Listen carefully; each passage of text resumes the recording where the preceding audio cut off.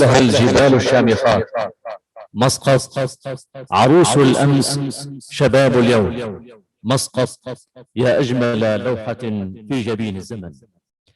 كما يسعدني أن أرحب بالضيوف الأعزاء من الولايات المتحدة الأمريكية، من جامعة ميزوري للعلوم والتكنولوجيا وجامعة بوردو نورثويست الأمريكيتين.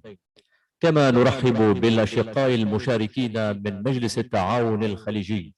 والترحيب بكم جميعا أيها الحضور الكريم في أعمال المؤتمر الاقتصادي دور أسعار النفط في مستقبل اقتصاديات دول مجلس التعاون الخليجي، والذي نأمل بإذن الله تعالى بأن نخرج منه بتوصيات وقرارات فاعلة ومؤثرة. يأتي هذا المؤتمر بتنظيم من كلية مازون، والتي تعتبر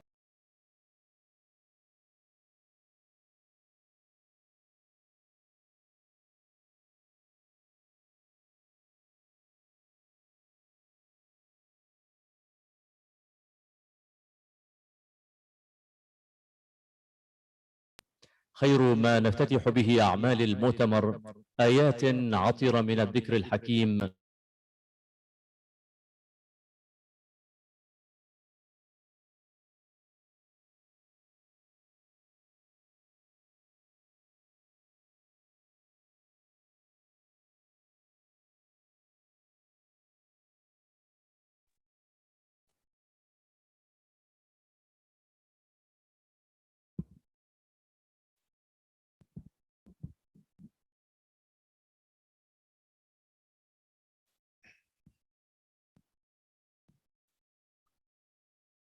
أعوذ بالله من الشيطان الرجيم.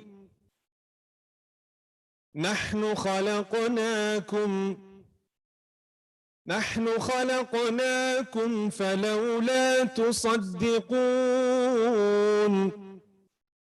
أفرأيتم ما تمنون، أأنتم تخلقونه أم نحن الخالقون؟ نحن قدرنا بينكم الموت وما نحن بمسبوقين على أن نبدل أمثالكم وننشئكم فيما لا تعلمون. ولقد علمتم النشأة الأولى فلولا تذكرون. أفرأيتم ما تحرثون، أأنتم تزرعونه أم نحن الزارعون؟ لو نشاء لجعلناه حطاما فظلتم تفكهون. إنا لمغرمون بل نحن محرومون. أفرأيتم الماء الذي تشربون، أأنتم أنزلتموه من المزن أم نحن المنزلون؟ لو نشاء جعلناه أجاجا فلولا تشكرون. أفرأيتم النار التي تورون، أأنتم أنشأتم شجرتها أم نحن المنشئون؟ نحن جعلناها تذكرة ومتاعا للمقوين. فسبح باسم ربك العظيم. فلا أقسم بمواقع النجوم وإنه قسم لو تعلمون عظيم. فلا أقسم بمواقع النجوم وإنه لقسم لو تعلمون عظيم إنه لقرآن كريم في كتاب مكنون لا يمسه إلا المطهرون تنزيل من رب العالمين صدق الله العظيم. السلام عليكم. أشكر جميع المشاركين في هذه الندوة الذين تكبدوا من خارج السلطنة.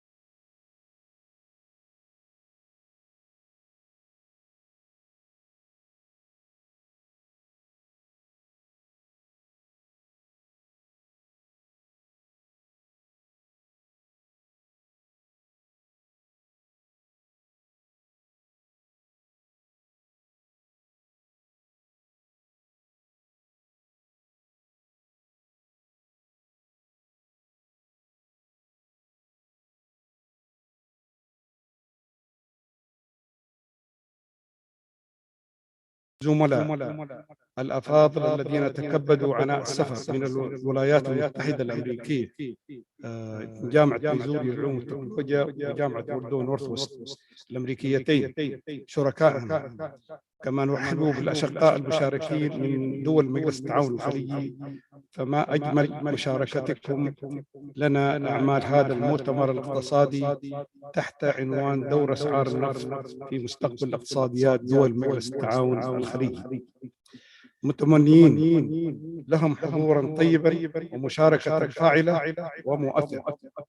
أيها الحضور الكرام، تمر منطقتنا العربية وخاصة دول مجلس التعاون الخليجي بظروف اقتصادية غير عادية، بالرغم من الإمكانات الاقتصادية والثروات الطبيعية التي تمتلكها والفرص الاستثمارية التي تتوفر فيها نتيجة الاستثمار البشري والعلمي الذي بذل خلال الحقبة الماضية لشعوبها، والبنى التحتية المتطورة التي تزخر بها دول المجلس كافة، إلا أن مستوى التنمية الموحدة التي يشترك فيها كل دول مجلس التعاون الخليجي لا زالت تعاني من صعوبات ظاهرة. فالتبادل التجاري الخليجي ليس على المستوى المتوقع، والعربي ليس بأفضل حال عن ذلك، وبالتالي فإننا بحاجة إلى تعزيز التبادل التجاري والاقتصادي الخليجي والعربي بالإضافة إلى الدولي. ونحن نستطيع أن نحقق التنمية المطلوبة بما تمتلكه علاقات بما نمتلكه، أقصد دول مجلس التعاون الخليجي، بما نمتلكه من علاقات سياسية ودبلوماسية واقتصادية دولية متميزة مع كل دول العالم. وليس لدي أدنى شك أن عمان بحكم العلاقات المتميزة الدولية يمكن أن تحقق الأفضل في كل المجالات لو تضافرت كل الجهود على خطى رجل واحد، هو السلطان هيثم بن طارق المعظم حفظه الله تعالى، الذي يسير على خطى المرحوم السلطان قابوس رحمة الله عليه الواسعة. وسوف نحقق ما تصب إليه تطلعات الشعب العماني الأبي والخليجي على حد سواء. ما علينا إلا التكاتف والتكامل القوي والعزيمة والهمة واستغلال الفرص والموارد المتاحة. الحضور الكرام، لا يخفى على حضراتكم الدور الكبير الذي يطلع به قطاع النفط والغاز وتأثيره الفعال في مسيرة التنمية في الدول المنتجة للنفط، منها ونخص بالذكر منها دول مجلس التعاون الخليجي وانعكاسات أسعاره على اقتصاديات دول المنطقة التي تعتمد اعتمادا شبه كلي على الإيرادات المتحققة من النفط، من بيع النفط، وما تمثله إيراداته من نسبة عالية من مكونات الدخل القومي لتلك الدول، مما يجعل مسيرة التنمية في هذه الدول رهينة بتذبذب أسعار النفط وتقلباتها في السوق الدولية، ويجعل من إدارة هذه الموارد الناضبة تجابه المزيد من الصعوبات والتحديات. إن موجات ارتفاع أسعار النفط خلال فترات زمنية ليست متباعدة شهدتها العقود الأخيرة قد دفعت بالعديد من الدول المنتجة للنفط إلى زيادة الإنفاق الحكومي وارتفاع المصروفات بنسب كبيرة، مما أدى إلى خلق أزمات اقتصادية كبيرة داخلها تمثلت في عجز اقتصادات تلك الدول من موجات الانخفاض الحاد في أسعار النفط الذي شهدته السوق النفطية، وجعلها تواجه أزمات اقتصادية واجتماعية ذات تأثيرات سلبية على مجمل حركة الاقتصاد فيها، مما يستلزم أن تعيد الدول النفطية الخليجية بما فيه السلطنة على وجه الخصوص النظر في سياساتهما المالية واتباع إجراءات عقلانية تحد من تأثيرات أسعار النفط وتقلباتها على خطط التنمية، بما فيها تقليل نسبة اعتمادها على الإيرادات المحققة جراء بيع النفط والغاز، وأن تعمل هذه الدول على تعزيز التبادل التجاري والاقتصادي فيما بينها خلال المرحلة القادمة، خاصة في ظل تذبذب أسعار النفط في الأسواق الدولية بسبب التطور العلمي والتكنولوجي الهائل اليوم في عالم اليوم، الذي يسعى إلى تعزيز سياسة الاكتفاء الذاتي من خلال الاستثمار الناجح في المصادر الطاقة البديلة بدل البترول، الذي أصبح تحت قبضة التطور العلمي الهائل في مجال الطاقة البديلة التي تشكل البديل الأفضل بعيدا عن سياسة تسعير النفط تحت قيادة منظمة الأوبك التي تأسست في الخمسينات في عام 1959. طبعا مع كل احترام وتقدير، الأوبك قامت بدور خلال المرحلة الماضية، ولكن المرحلة الماضية تختلف عن المرحلة اليوم، فلا بد من إعادة النظر في كل ما ذكرت. ولذا فإن مؤتمرنا العلمي هذا سيناقش العديد من الموضوعات ذات الصلة بالنفط والطاقة وأسعار النفط والعوامل المؤثرة فيها وتأثيرهما على خطط التنمية في دول مجلس التعاون الخليجي المنتجة للنفط. أيها الحفل الكريم، يسرني مرة أخرى أن أرحب بكم جميعا في أعمال مؤتمرنا العلمي الدولي، متمنيا لكم السداد والتوفيق وطيب الإقامة لمن حضر بيننا من خارج السلطنة أو من خارج الحدود أو من خارج مسقط، ونرجو أن يكلل مؤتمرنا بالنجاح وتحقيق الأهداف المثلى التي نسعى جميعا لتحقيقها. والسلام عليكم ورحمة الله وبركاته.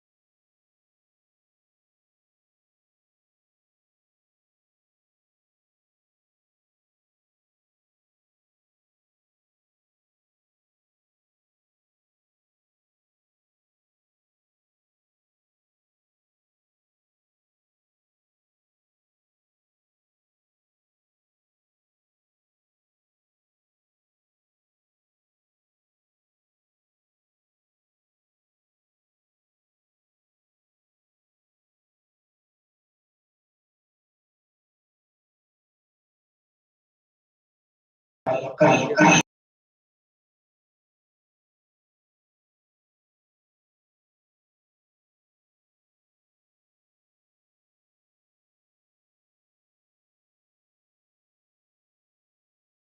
الموانع. وطبعا هناك إخفاقات في هذا الموضوع لعلها في تقديري المتواضع، ولكن من حيث الكيف نحتاج إلى عمل جاد فيه. أشعار النفط هي كما قلت متذبذبة، وقد حضرت أنا في حياتي العملية أن سعر البرميل وصل إلى حوالي 80 وأكثر دولار، وانخفض إلى 10 دولارات وربما أقل. فإذا هذه السلعة تخضع للعرض والطلب، وأيضا تخضع للمنافسة العالمية والمصادر البديلة للنفط. توقعاتي للمستقبل القريب بعد هذه الجائحة الصعبة التي مرت بها الإنسانية بأن النفط سوف يتعافى. أقصد أسعار النفط سوف تتعافى، وربما تصل إلى حوالي 70 أو 80 أو ربما أكثر للبرميل الواحد. معنى ذلك بأننا مقبلين على دخل مرتفع لكل دول الخليج، إلا أن الخطط قد بدأت بالفعل لما يسمى بالمصادر البديلة للنفط. وهناك مشروع عظيم وكبير في تقديره في المملكة العربية السعودية، وهناك أيضا مشروع في عمان، وكذلك في الإمارات، وإلى حد ما في الكويت وقطر والبحرين. فالقيادات هنا واعية لأهمية أن يكون هناك عمل جاد لمصادر مختلفة للاقتصاد الوطني عن النفط. أنا أعتقد هذا العمل يحتاج إلى إكمال، وهو من جانبين. الأول النوعية يعني المهنية الكبيرة للتعيين. نحتاج إلى عملية تجويد التعليم بشكل مهني عالي، وخاصة فيما أسميه أنا تجويد التعليم في العلوم الصعبة. حتى فترة أخيرة كان العالم يقسم العلوم إلى علوم صعبة، وهي العلوم البحتة والعلوم التجريبية، والعلوم السهلة وهي العلوم الاجتماعية. ولكن تبين بأن الآن طبعا هناك اتجاه آخر، بأن العلوم الصعبة هي العلوم الاجتماعية، والعلوم السهلة لأنها محاصرة في أماكن ومختبرات التطبيقية والبحثة. لهذا السبب علينا أن نبذل جهد حقيقي لتطوير التعليم، خاصة في المناهج في العلوم الاجتماعية، لأهمية بناء الإنسان الحديث الذي يستطيع أن يقدم في المستقبل بدائل للنفط. فهذه الخطط موجودة، وتقديري بأنها ليست أيضا بعيدة عن ذهن الكثير من متخذي القرار في دول الخليج، إلا أننا سوف نكون في نفس المعضلة، وهي كيفية استخدام الأفضل لمداخيل النفط. وهذا أيضا سوف يواجهنا في القريب. الخوف، كل الخوف بأنه إذا تراكمت رؤوس أموال كبيرة ربما تأخرت أو تقاعست أو صرفت النظر يعني جماعات اتخاذ القرار عن التطوير. ولكنني أتصور بأن أهمية التطوير الاقتصادي قضية مهمة في هذه الدول، وخاصة بأننا نستقبل الآن أجيال جديدة مختلفة، وثورة تقنية عالية المستوى، وربما أيضا يتشكل وعي جديد علينا أيضا أن نفهمه ونجاريه. وأرجو بهذه العجالة أن أكون قد قدمت شيئا مما يستحق الموضوع دون تطويل وأيضا دون اختصار. شكرا جزيلا على الدعوة، وأرجو للمؤتمر التوفيق والسداد. أيها الحفل الكريم، يتفضل الآن رئيس جامعة ولاية ميزوري الأمريكية بإلقاء كلمته مشكورا.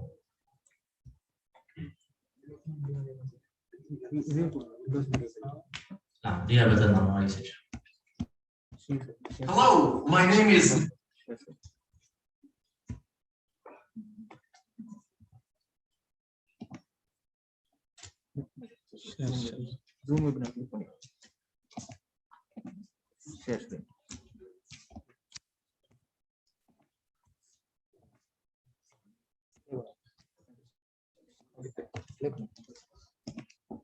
Hello, my name is Mo Degani, and I am the Chancellor at Missouri University of Science and Technology. It is my pleasure to participate in this conference and welcome you today on behalf of Missouri University of Science and Technology, or Missouri S&T. I only wish we all could gather in person for this important conference, which has so much relevance to our world today. But unfortunately, current circumstances prevent us from coming together in person. I would like to take this opportunity to extend my special thanks to Dr. Juma Al-Ghailani, the president of this conference. At S&T, we take great pride in our affiliation with Mazoon College, which began 21 years ago, and are very honored to take part in the higher education process in Oman. I am especially proud of the role our university has played in developing Mazoon's curriculum, and I am even more proud of the great strides your college has made in addressing important issues as you are doing today. The role of oil prices in the future of Gulf Cooperation Council region is a vital issue, not only for the GCC, but to the world as well. Universities play a pivotal role in addressing the problems countries face and providing solutions. I often say at Missouri S&T that as a university, we must bring our light to the world, to reach out beyond our borders. At Mazoon College, you are doing just that. Your sponsorship of this conference is a very real and tangible example of that important outreach. In addition to tackling tough issues, universities play a pivotal role in improving a region's economic development. Once again, by sponsoring this international conference, you are demonstrating your commitment to economic development. I commend you for holding a scientific meeting at such an extraordinary period in history. Despite the pandemic, the areas of energy, sustainability, economics, and industrialization remain important research topics that need to be analyzed and discussed by experts from around the globe. Your conference has an impressive slate of speakers, and I know we are all looking forward to hearing from them. Once again, thank you for inviting me to talk, and thank you for hosting this important conference. I hope to be able to travel to Oman in the future to visit the wonderful Mazoon College in person and to meet many of you. Until that day arrives, I send my best wishes for a successful conference. Thank you. حفلنا الكريم. أما الآن فيتفضل رئيس جامعة بوردو نورثويست الأمريكية بإلقاء الكلمة. Greetings. My name is Tom Keon, and I serve as Chancellor for Purdue University Northwest, not too far from the heartland Chicago base of the Midwest in the United States. I really want to take this opportunity to applaud you on the conference that you're putting together and the work that you're going to do here. We at Purdue University Northwest have worked very closely with Dr. Juba over the last 15 years with both Bayan and Mazoon. Mazoon, of course, has played a very pivotal role, not only in the scientific area, but the social area of Oman. And we, as a university, are very proud to be partners with him on this effort. For me as an individual, I was trained academically in the area of business and specifically strategic management. So from an academic perspective and from a practical perspective, I have a thorough understanding for what you're going to do here and what you can do by bringing yourselves together as a collective, not only to deal with what is happening in the world today, but what will be happening in the future. You might think that as a university chancellor, this may not have major consequences for me. However, it does. One of the most significant consequences for our university has been the large drop in international enrollment. Of course, most recently, it's been the unfortunate COVID virus, which has impacted tremendously our international student population. But leading up to COVID, we could see that the price of oil and what was happening with the price of oil had yet another dramatic impact on the reduction of our international students. So as you are planning to work together and to work toward the future for oil, know that people like me and our university are very, very dependent on what you're going to talk about here, and specifically what the outcomes will be from what you've been able to achieve.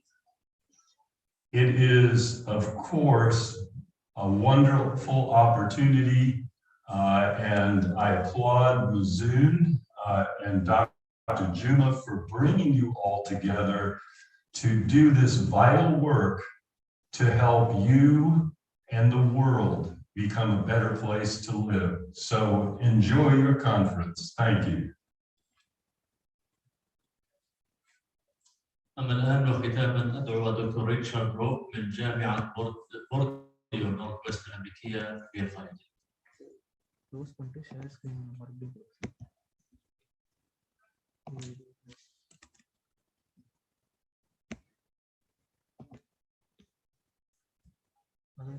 close to Windows Media Player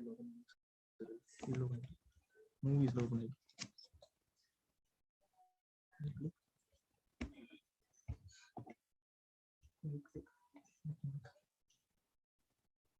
Windows Media Player last one. And now share. Share.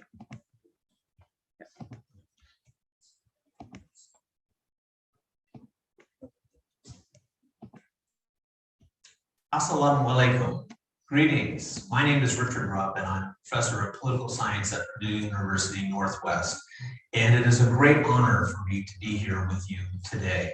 Of course, I wish I was with you in person. That had been our intent, but unfortunately, owing to the pandemic and travel restrictions, it was not possible to attend in person. That said, as soon as I can be back in Oman, I will. I've been making regular visits to Oman for the last 15 years. It is in many ways a second home for me. And so I wish my friends who are listening and my colleagues who are listening all good wishes. Special thank you to the conference organizers who worked closely with Purdue Northwest in bringing our presentations to you. And of course, my colleague and dear friend of many years, Dr. Juma Al-Kahani, and his family. I send you my greetings from myself and my family. I know this important conference has drawn many experts from around the region. Mazoon College's role in hosting this conference and organizing this conference is truly a testimony to Mazoon's presence in not only Oman, but in the region and in the greater Middle East. In 20 years, Mazoon has become an extraordinarily important player on so many levels. And it is Purdue Northwest a great honor and privilege to be associated with the continuing journey, the continuing growth of this great institution. Over the years at Mazoon and at Mazoon College, I've spoken on many topics. Today's conference, title of which, of course, is The Role of Oil Price and the Future Economy of the GCC region, is especially timely and important. And again, great credit goes to those who have the vision of holding this conference even during these challenging times. The world has always known challenging times, and we must continue to go forward in these times. I am sure you will all be having very thoughtful conversations about the extraordinary changes in the region and indeed at the international level, which will impact oil prices, supply, demand, and the future. As a political scientist who focuses on American foreign policy in the Middle East, I thought I would take my time with you today to share my thoughts about the likely trajectory, the likely approach that President Biden will take towards the region and towards the Middle East in the next few years.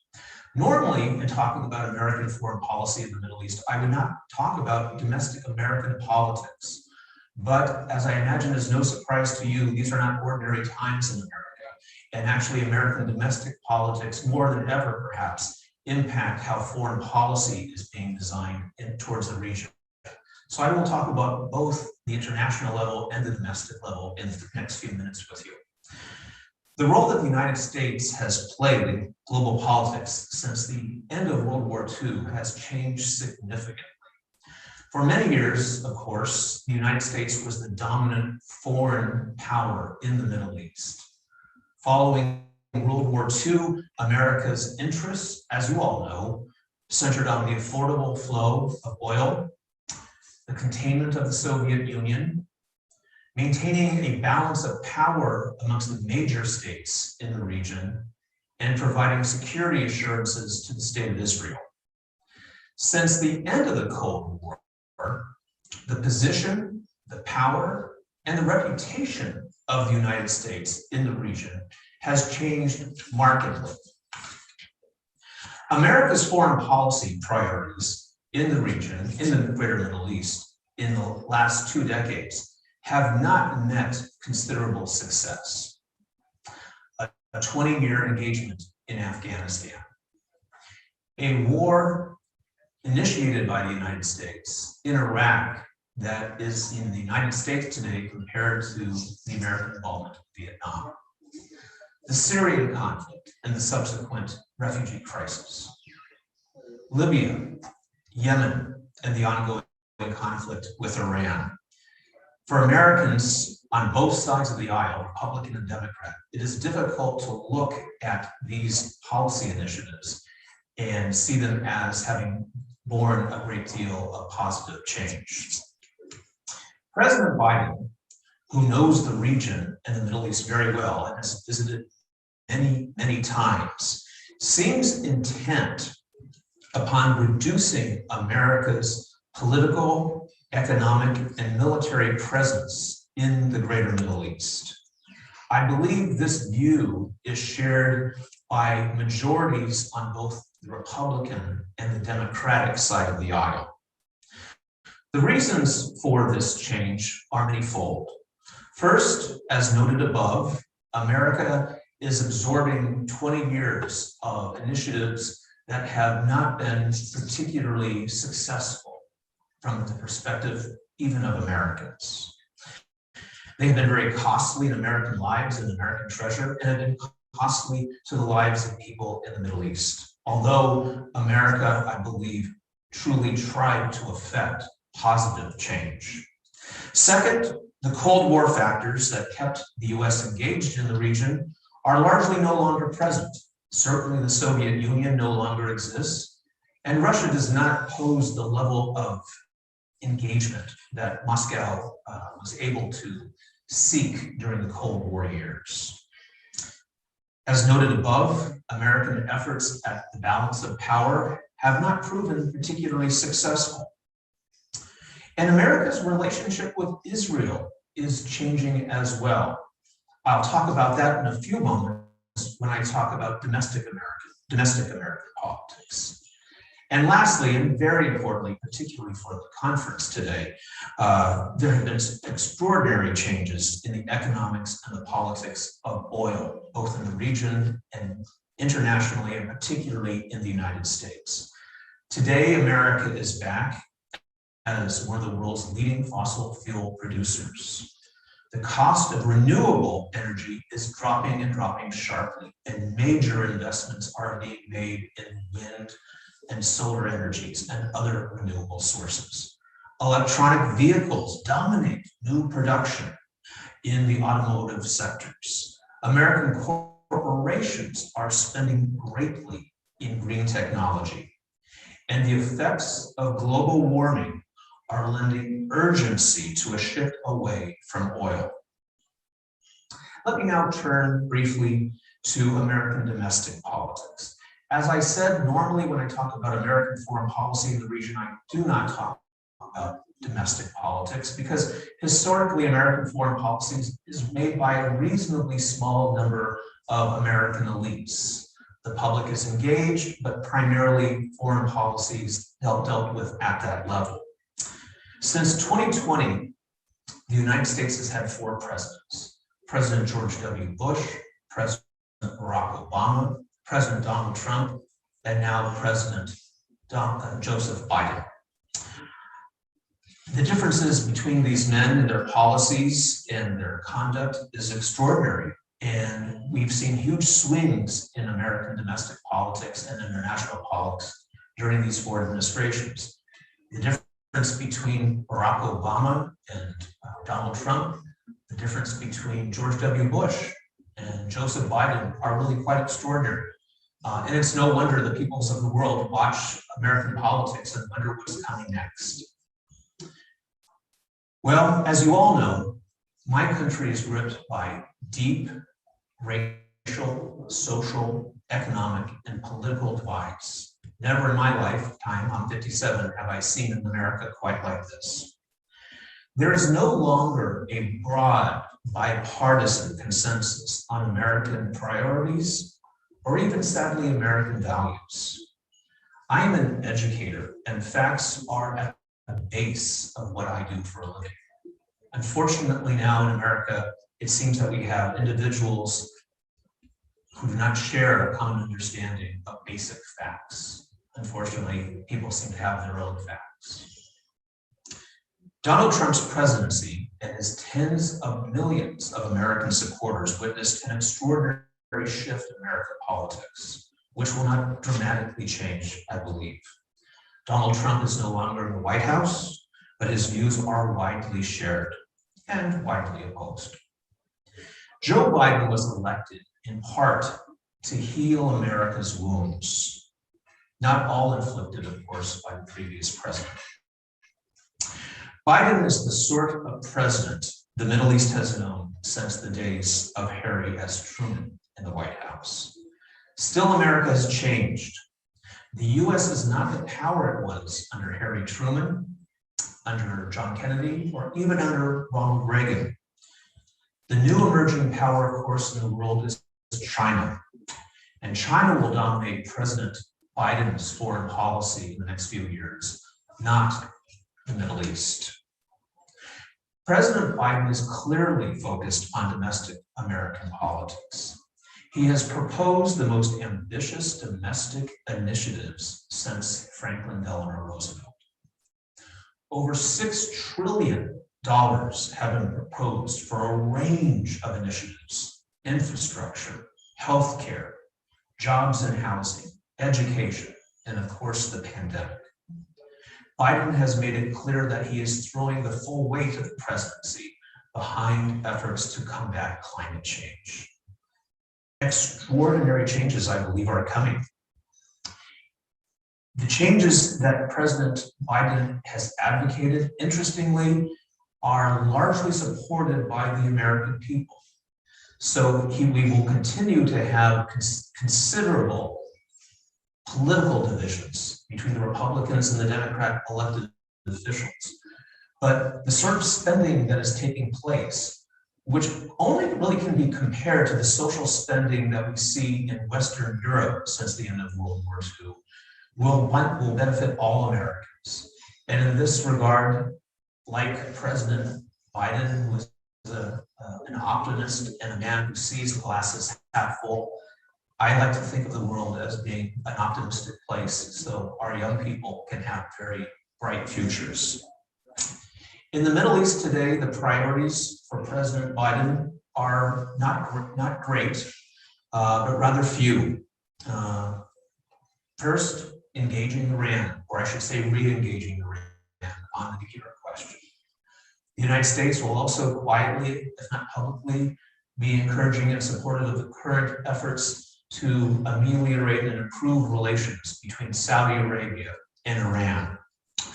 The United States will keep a steady eye on China's growth in the region, but it will not seek, in my opinion, to significantly check China's growth. And then there is Israel. We all have been watching in the past 2 weeks as the Arab-Israeli, the Palestinian-Israeli conflict has surged yet again.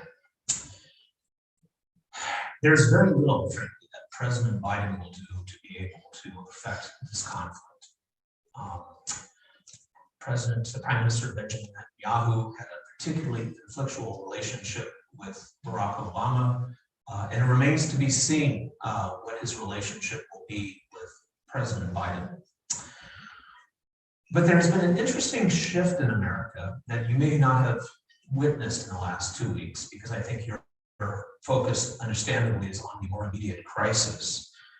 There have been conversations within the Democratic Party, and both parties historically have been staunch supporters of Israel, as you know. But there have been conversations in the Democratic Party truly questioning America's commitment to Israel during these times. As you know, America has been gripped with very serious racial conflict in recent years, particularly this past year. The Black Lives Matter movement in the United States is supported by tens of millions of Americans.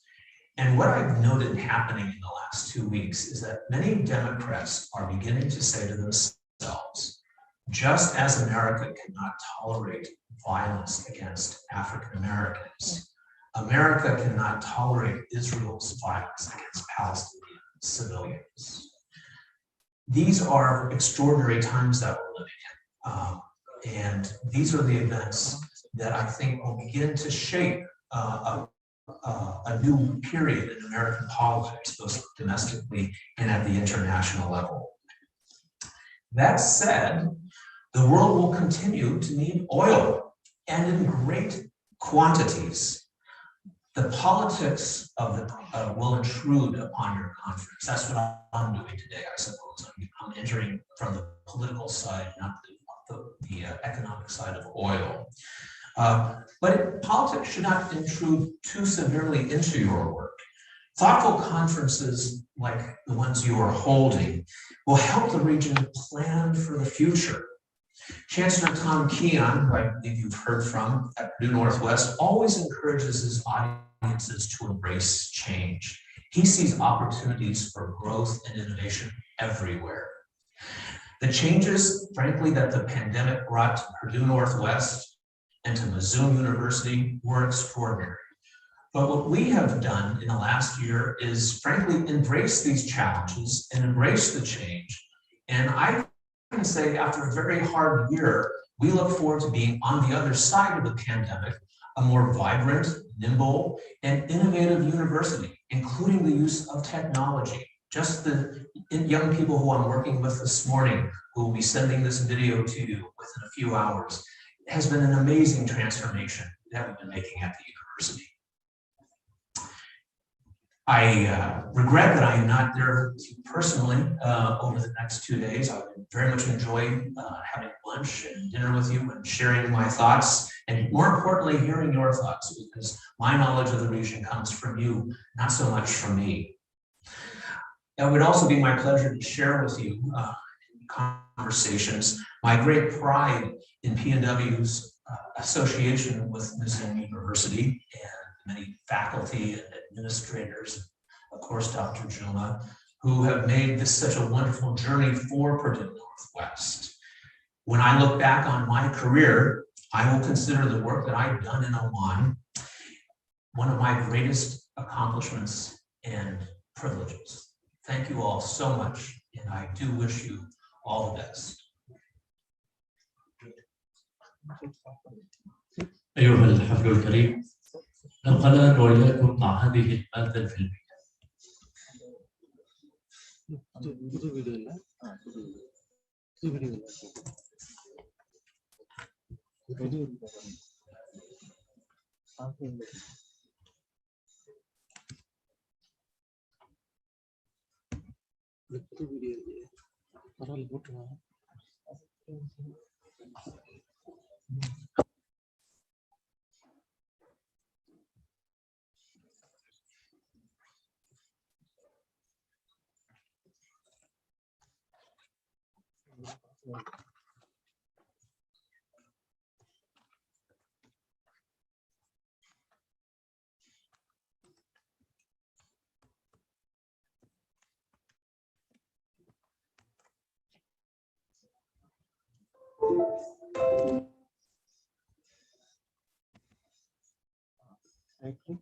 Play with Windows Media Player. Pass function. Pass பண்ணிக்கோங்க. Share.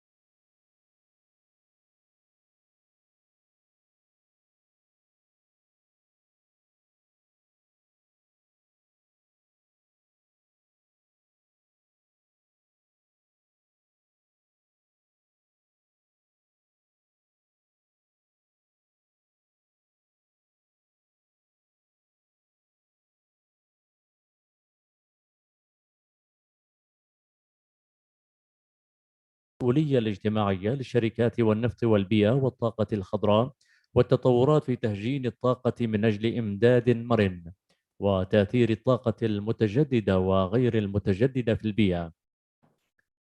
تناقش الجلسة الثالثة موضوع تأثير أسعار النفط في الأداء الاقتصادي الكلي للسلطنة واقتصاديات الطاقة في دول مجلس التعاون، وأثر استخدام الوقود الأخضر كبدائل على أسعار النفط وعلى اقتصاد السلطنة، وأهمية إزالة الكبريت من الخلائط الهيدروكربونية في صناعة البترول والتنويع والاقتصاد النفطي.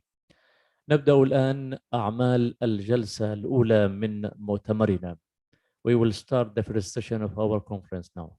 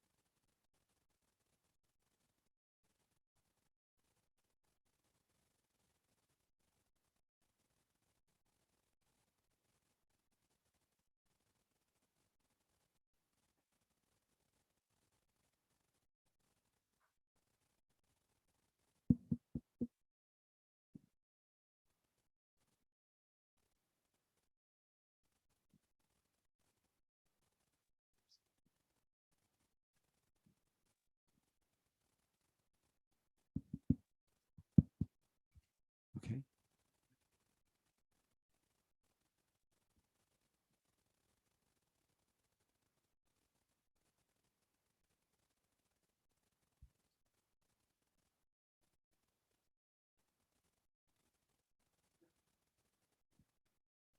Hello, everyone.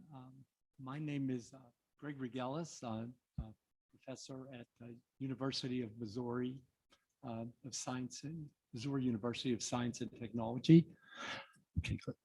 And Missouri University of Science and Technology. I was chair of the economics department there for many years, and still work as a chancellor's professor. Probably my most important and exciting and heartfelt experience I had as an academic has been my work with Mazoon College. Just a real brief history. I was involved with back in 1999. Dr. Juma Al-Galani came to see us at Mazoon College, from Mazoon College, to talk to us at Missouri S&T about the possibility of us supporting a school for women for educating in a number of areas that were not engineering focused, but instead were social science, business, and others. Along with Dr. Jeannie Hofer, who was the Director of International Affairs, and Dr. Bob Davis, who was the former Dean of Engineering, we worked to develop curriculums. And we had students, I think, in 2000, maybe 2001, starting at the school. I served as the Dean of Mazoon College for 1 year, from 2003 to 2004. My children and my wife came with me to Oman. My children went to school at Taizum, and my wife coached soccer while she was here, and we had an amazing experience. Oman is the center of me in many ways, and it's a beautiful place, and I feel this is my second home being here. So I wanted to talk about that a little bit with you to give you some history on my experience here. We're also, I'd like to comment, we're very grateful for our partners also at Purdue Northwest. They have worked with us also since they joined the team at Mazoon, and we're very happy to be with them as well. Today we have 3 talks associated with the overall goal of our conference, which is on the role of oil prices in the future economy of the GCC region. These talks are, we have them up here. Look at these real clearly, but we have the first talk is titled on the relationship between energy and development, a comprehensive note on causation and correlation. And our authors are Dr. Reza Fathola Sadeh Agdam, Nisar Ahmad, Amjad Naveed, and Barak B. Azar. And Dr. Agdam will be the speaker for the presentation. Our second talk is going to be, we put that slide up. We'll just go with this one first.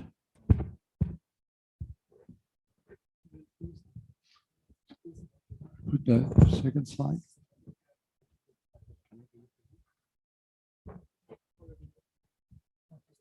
Otherwise, we could just go with this one first and then go after. Okay. What we'll do is we'll go with this first talk, and then we'll go from there for the second. The procedure I would hope is the talks should last about 15 minutes at a maximum. And then afterwards, we can open up for discussions for maybe 5 minutes, and then move on to the second talk, and then the third. At the end, if we have sufficient time, we might do another talk, general.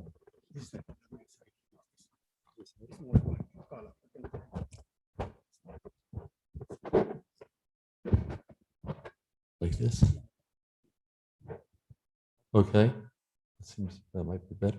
All right. It's hard to hold that. Okay. Thank you. So let me just talk briefly about the abstract of the first talk on the relationship between energy and development, the comprehensive note on causation and correlation. The abstract is Kraft and Ferguson et al. Are 2 highly cited studies on the relationship between energy and development.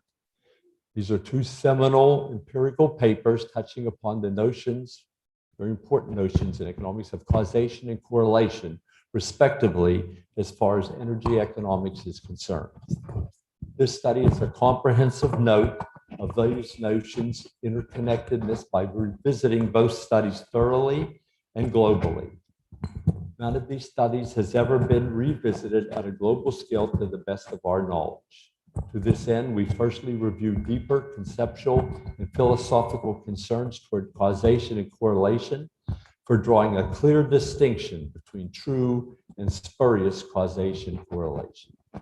We then develop a novel method in excluding spurious measures from the true ones.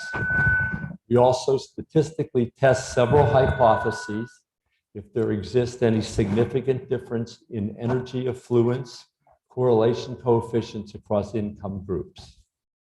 We could not confirm a definite consistency in pairwise causation between energy and development variables at the country levels, income groups, and across estimation periods, nor we could denote any significant difference in energy welfare correlation coefficients across income groups. Causation results are not surprising, as previous studies asserted similar remarks. This study contends these are mainly due to variability and nonlinearity of the interrelationships between energy and development variables over time. So without further ado, I ask Dr. Reza to begin his presentation. Thank you very much, Professor Jiras. Thank you. For introduction. I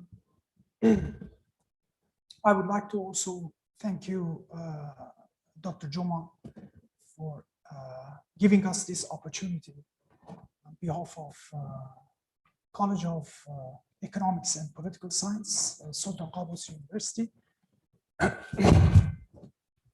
to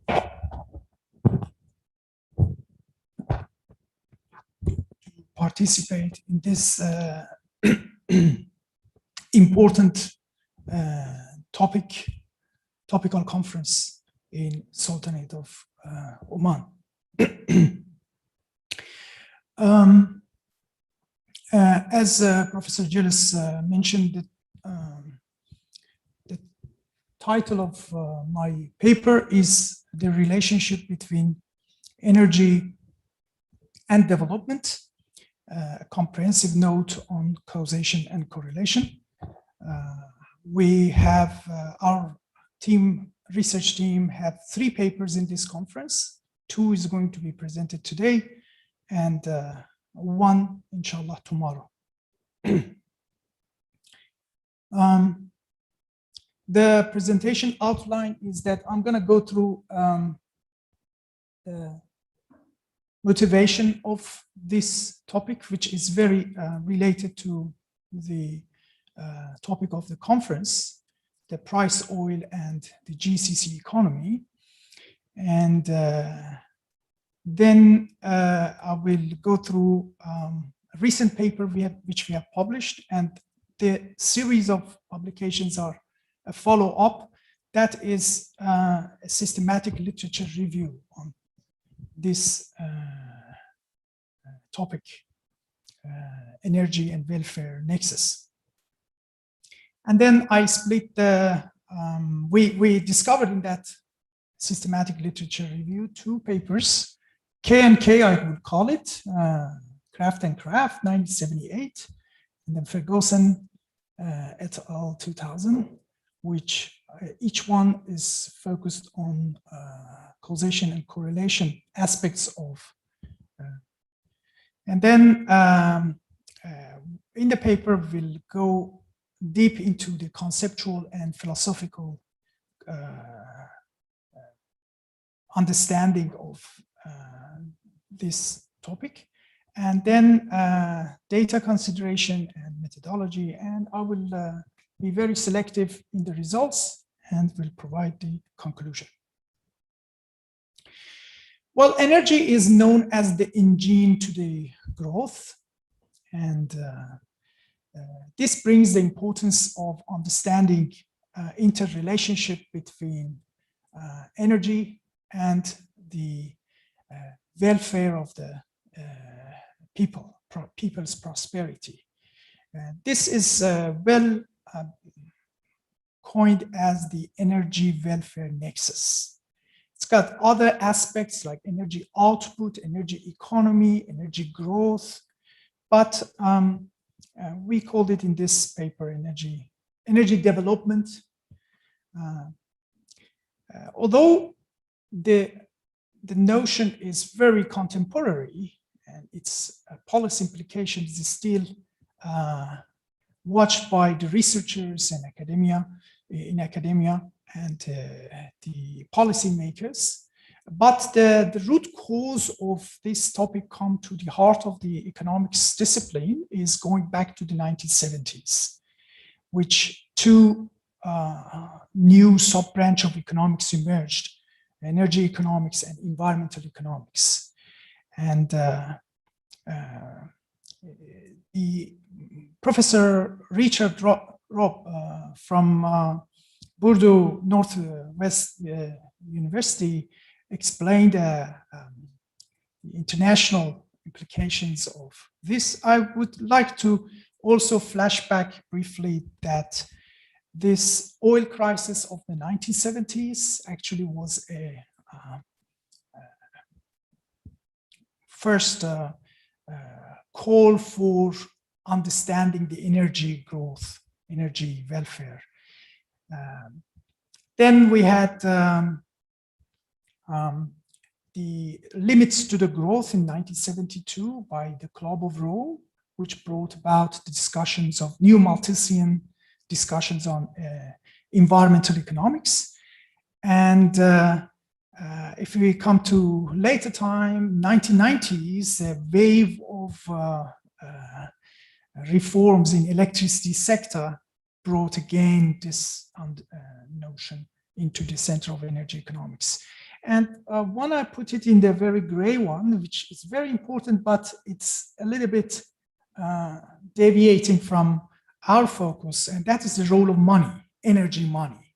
And we had Bretton Woods Agreement from 1944 and up until 1971.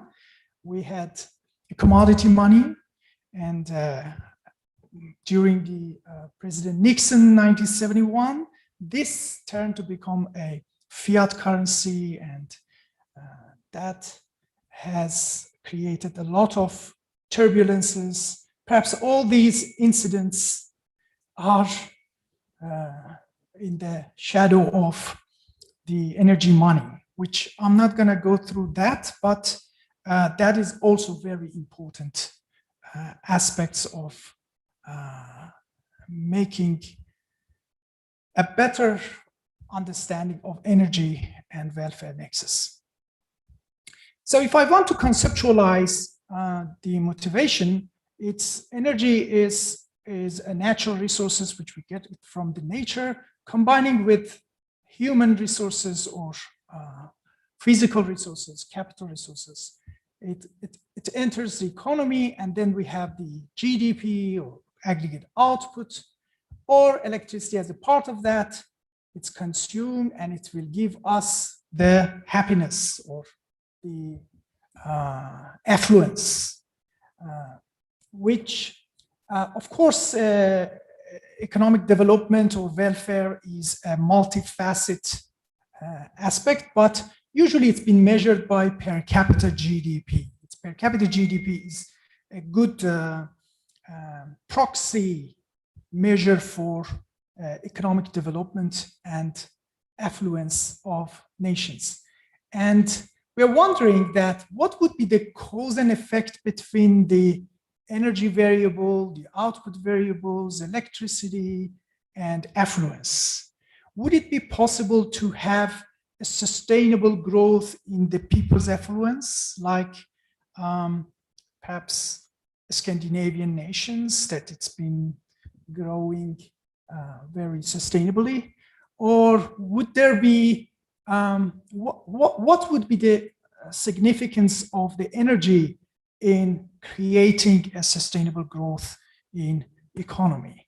And here we have two flows of feedback flows of energy going back to the environment, nature. Is the first is the, I call it positive R as a refreshing, renewing, or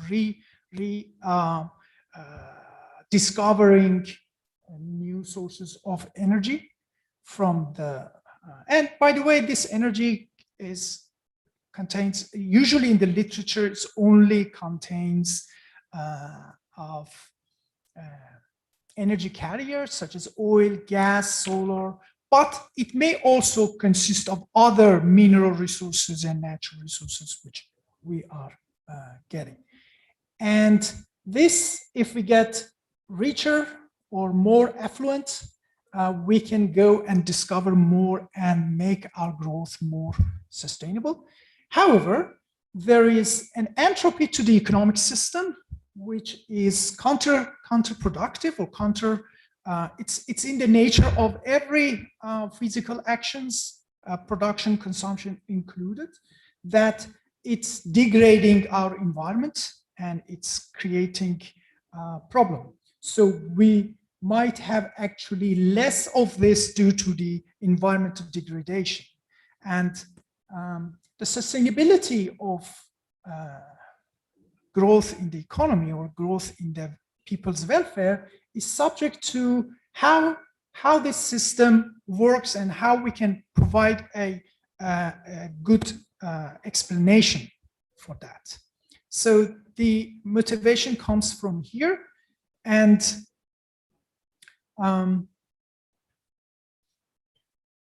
two approach exist for this. One is that, well, let's find out, like other scientists, what are the cause and effect between these macroeconomic variables and find out the rule of the game, okay? And this is called Causality Analysis. And the first seminal paper, which published in 1978, is, we call it here K&K, Craft and Craft. It was very, made a very profound, oops, pardon. It seems that there was a,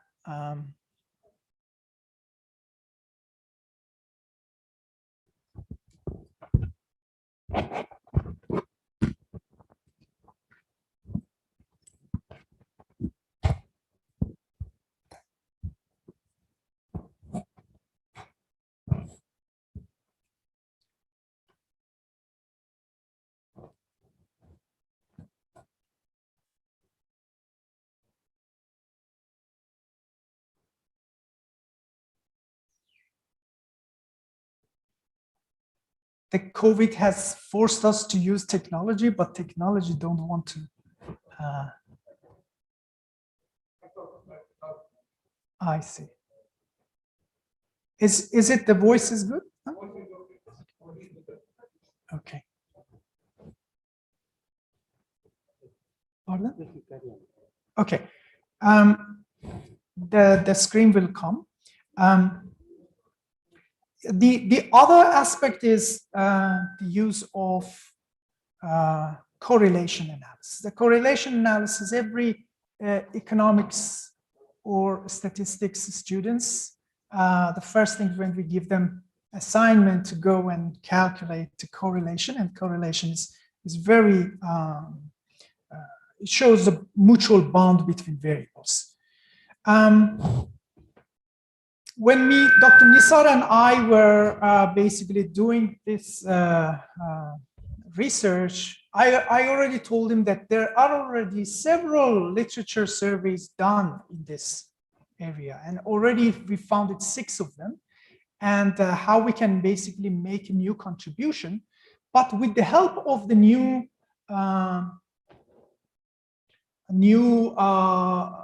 bibliometric data available in Google Scholar and Web of Science, it became possible to make a very strong contribution. So we proudly published that article in Energy Economics titled Citation-Based Systematic Literature Review, which to our best of knowledge is the most comprehensive literature survey in this respect. And it's, we actually picked up the most influential papers and went through the in-depth understanding of how they have elaborated that topic of energy growth nexus.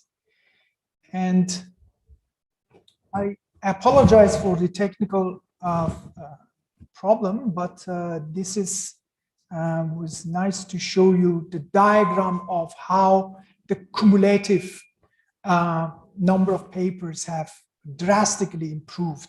The first paper we observed was in 1968, which I was born, and this is was a theoretical article. And the first empirical studies of energy output nexus was the Craft and Craft 1978, and the first and still the sole article which has been published and cited over and over, Ferguson in 2000. And starting from the early 90s, after that oil reforms took place, we see that ever since 1968, the average publication was 5 papers per year in this topic. And after 2005, we noticed that on average 71 papers has been published. It still is being published, and however, there is a flux of problem that the theories seems to be not consistent with the observation. So the question arises that what is the issue?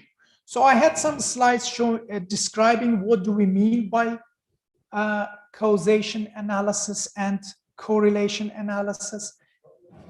In the causation analysis, we are wondering what would be the direction of which one is causing which. If you're having output in the one side and the energy as the input, is it the energy which drives the growth, or is it the opposite? Is it the growth which proves energy use? So the direction is then we would have four potential causality relationship known as growth hypothesis, conservation hypothesis, feedback hypothesis, which is bidirectional, and neutrality hypothesis. And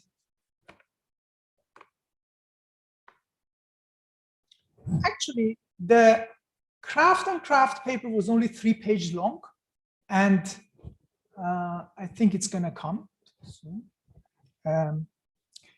But as of July 2020, it was cited nearly 3,000 times in Google Scholar and more than 1,000 times in Scopus. And the conclusion was that the conservation hypothesis, or it's the output of the economy which causes the energy use, not other way around. The policy implication of this causality is very important. In the case of conservation hypothesis, if we implement energy saving and energy conservation policies, it's not going to hurt the economy. So Kraft was suggesting to the policymakers of the US, don't worry, even if the oil crisis has affected, if we improve our efficiency, we could still have a better growth because energy is not causing. But soon it was shattered by many other articles that this causality was spurious.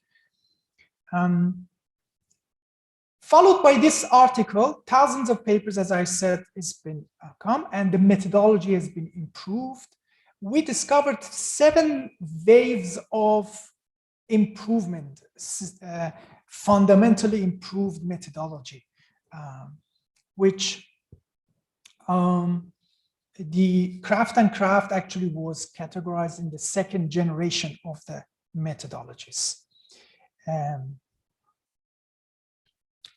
The Ferguson paper was also attracted a lot of attention because it's becoming very making sense that if you see, is there any correlation?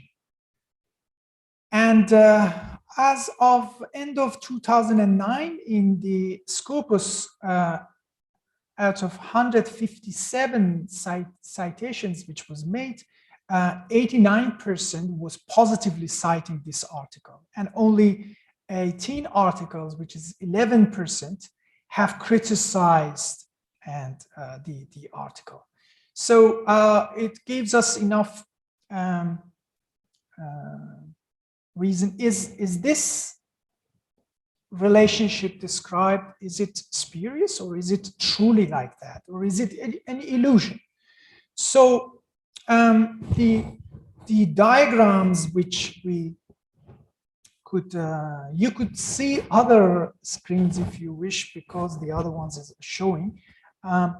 This is like this, that on the left side, you would see that the electricity with the effluence, the correlation is about 98%, and for the period of 1960 to 2014 is actually reaching 99%. But if we put the primary energy, it's reducing a little bit lower. So this simple scatter diagram. So is it really true relationship, or is it an illusion? So the question is like that. And excuse me, yes, Dr. Excuse me, Dr. I just want to maybe 5 more minutes. Okay.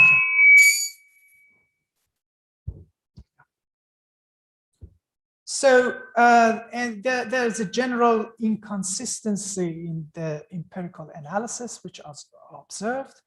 And we were wondering that how we can develop a technique to demonstrate, to make a clear distinction between true causation and or correlation and versus the spurious one. And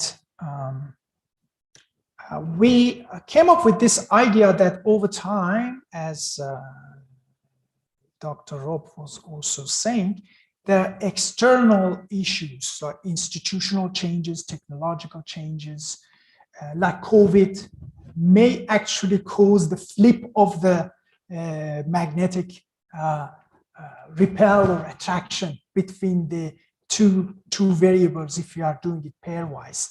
And this idea shows that there's a dynamism between. So it is no wonder that thousands of works has been done, but the direction of causation is flipping one way or another, and there's no consensus. So we shall have an over-encompassing theory of explaining this. And we find a way to, with stata coding, because this is a very data-intensive actually practice, to make a clear distinction between spurious causations or correlation and the real one. So the results we found that actually the most of the estimations made are actually spurious. It's fictitious. It's an illusion. It's the observation is not in a way that in replication, it will show the same results.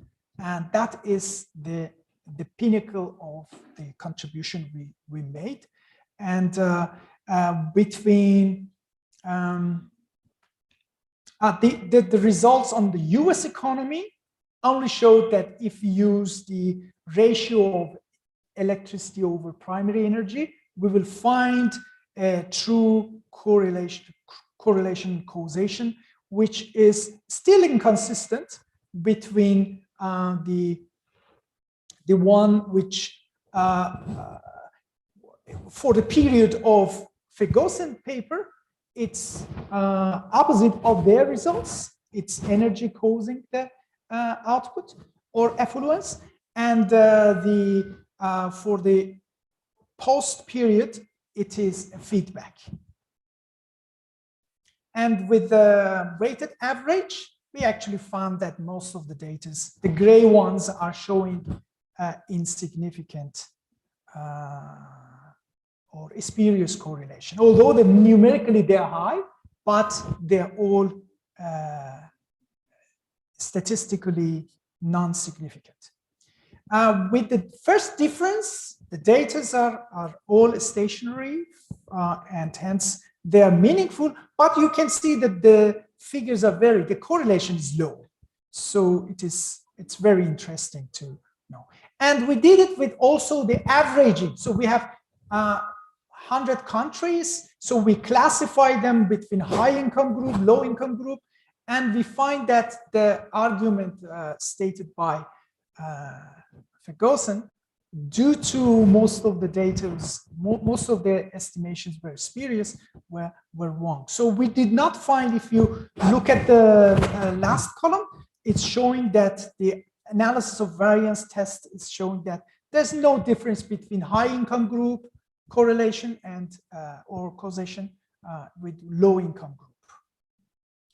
With the difference, we find that Again, the electricity energy ratio with the effluence showing some significance results, and that is belong to the Ferguson period and post-Ferguson period, but not for electricity or energy with effluence. So just to wrap up my discussion is that we did some 873 estimates of Granger causalities, those for hypothesis or the mutual bond between the variables, and only 13% for the Ferguson period was meaningful, and for the entire period actually only 11%. So it is very important to make sure that the observation we are making is a true replication system of observation, which the noise variables are white.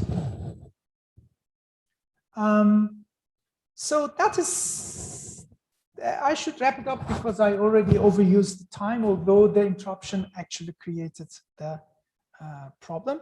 I thank you very much for your attention.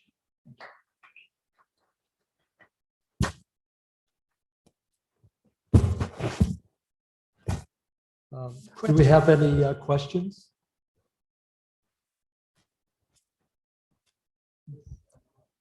Yes, yes. Thank you, Dr. Rada. Thank you very much. It's very interesting about systematic literature review, and of course, you went over so many researches or research papers.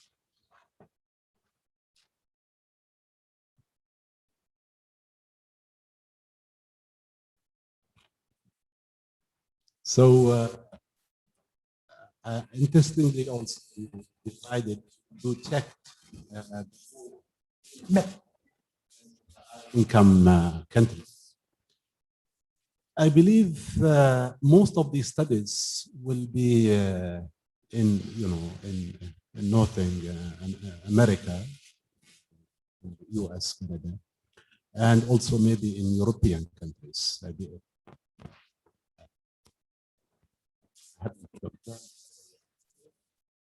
Check. Most of the research papers are published in countries.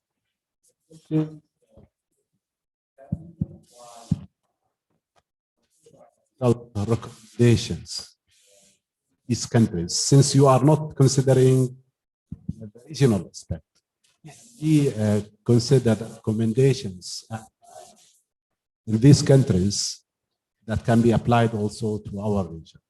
Thank you. Thank you, Professor. Insightful the comments and question.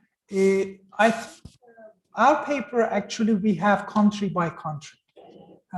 And we could see that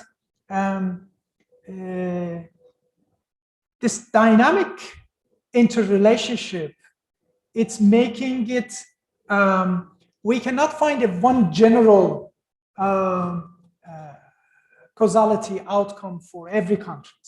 So even with one country in different periods, immediately the Kraft and Kraft paper, 1 year or 2 years after that, it was there was a revisit paper, and it was saying that this is actually spurious. And I mentioned that this was related to the second generation of the methodology, the Sims method for Granger causality tests. Very simple, but it assumes that the variable you are bringing to make the pairwise Granger causality, they might be stationary, and they did not check that, and that is caused their results to be spurious. So we are suggesting that we should actually have exogenous variables which reflects the institutional change, reflects the reforms implemented in the countries, the technological improvements or downgradements or economic crisis, how they will cause the flip of, so we are actually now in an international perspective. We are using, in this paper, we only use the so-called Engel-Granger, which was a revolution in econometrics. We use that one. But new methods have come, and for multivariate, the Engel-Granger method was for bivariate, and we have implemented in this paper, and we are clear that what we are commenting on the direction of causality is surely is not spurious. So we have been able to guarantee that. And we, by using the different periods, we also showed somewhat the dynamic, Ferguson period, post-Ferguson, and over period. So we had that. And that is actually showing that the dynamics will change. I hope that I am able to comment on your point. The developing and advanced economies, that's shown that the Scandinavian economy, actually, it's been quite opposite. The correlation has become negative for the post-Ferguson periods. It's after 1995 onward, the correlation, the simple correlation, if it is true, it's entirely negative. Whereas before was strongly positive, like 98% at least positive. So this is actually maybe a way out of the state of knowing nothing in this theorizing the energy welfare nexus. Yes.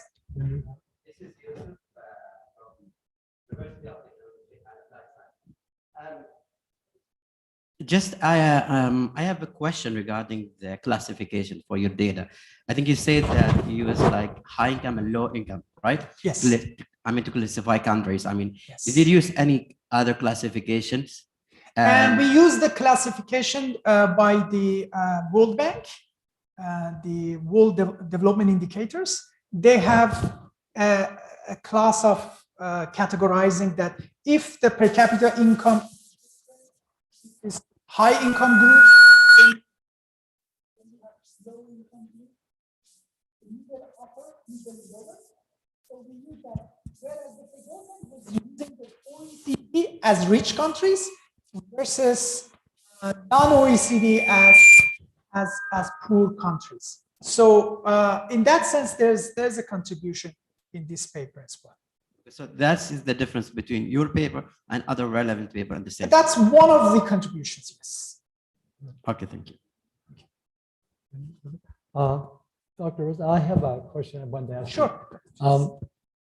You made an observation, which I often don't see in papers about looking at energy and the environment. Yes. But we have some of the environmental damage. We like to oftentimes express that in our use of energy, our burning of fossil fuels and other things, that we cause environmental damage with these. But at the same time, there's a certain level of environmental damage which is the result of the second law of thermodynamics. Yeah, yes. And so is that, I mean, how much of do we not observing that puts a bigger negative on energy use than might be relevant? Yeah, there's this general sentiment that renewable energies, wind and solar, are going to save us. Mm-hmm. However, we know that their efficiency is low, and they are not entirely the entropy is not the minimum. So the diagram which I showed was that it's going to be sustainable as long as the entropy level is, yes, thank you so much. Yes, this diagram is showing the second law of thermodynamics is that every action we have entropy. So how we can actually make the positive R, which is discovering, recycling, to make the energy available. This is just a give and take. You take from the environment and then you dump it back. So how we can basically create a balance. And the causation thing is that would it be a white noise? So we developed this. If we have strong sustainability on the top, if all the variables within the frame of the estimation are white noise, and most likely the plus R and minus S, the entropy, are balancing off each other. But the energy causing affluence would be possible if the refreshing the R to positive R is going to be smaller than. So in this case, if you are imposing the conservation policy, you're going to hurt the welfare of the country. And the other one is that it is the affluence or the output is causing energy. In this situation, actually the entropy is very small, and this conservation is possible. You can still elevate the well-being of the people without being worried about, because the energy is not causing affluence. And the feedback and the weak sustainability is also made possible. So all these, we believe that it is a impact of fundamental changes, the reforms and the structural changes which may happen. Like in 20th century when we discovered oil, the Rockefellers, it was a heyday of oil industry. Now with these prices, and we actually try to switch to alternatives, because we don't see that this can sustain. And it is absolutely like for Oman, we just reserve production ratio. It's only 15 years or so. So we are more overwhelmed of switching and diversifying or going away from oil is done. Maybe hydrogen, maybe. So this circular understanding of the dynamics of the welfare and energy is so crucial. And I guess the contribution we made was that there should be much more done, not only the econometrics of the issue, but the overarching theory, which is making sure that the observation is not based on an illusional observation. Okay. Well, thank you. Thank you. It was a good answer, and that was a very good paper. So, thank you very much. Okay. All right, our next speaker is paper will be put that on the screen there. No. Paper number 2.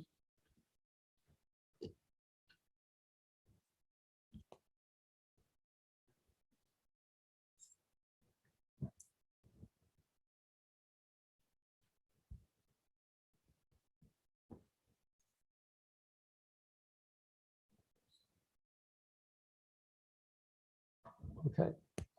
Title of the paper is The Convergence in Various Dimensions of Energy, Economy, Environment Linkages, a Comprehensive Citation-Based Systematic Literature Review.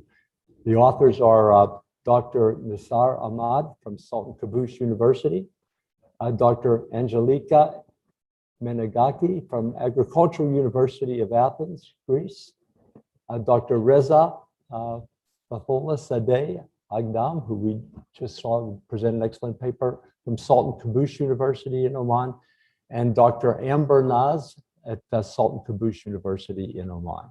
So without further ado, why don't you go ahead and start, Dr. Nassar? Thank you.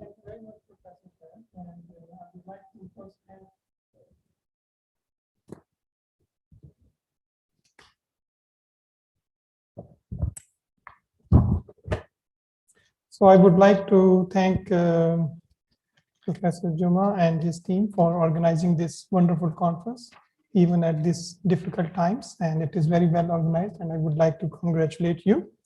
So I'm going to present a paper which is a kind of more academic paper, and I'm hopeful that it will help some new researchers or who are wanted to do some research in this area, or maybe they can apply this method to other topics.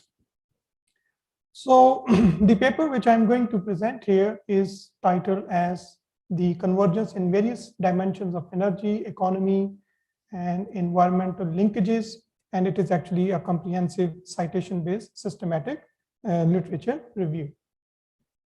So the outline of my presentation is that first I would like to motivate this paper, why this is important. And of course, this is a literature review paper, so I will be talking about different types of literature reviews we have. And then, I will be telling you how many literature reviews has been done on this particular topic, energy convergence. And why do we need a systematic literature review? What is the benefit of doing it? And of course, these systematic literature reviews are actually based on very well-defined article selection processes.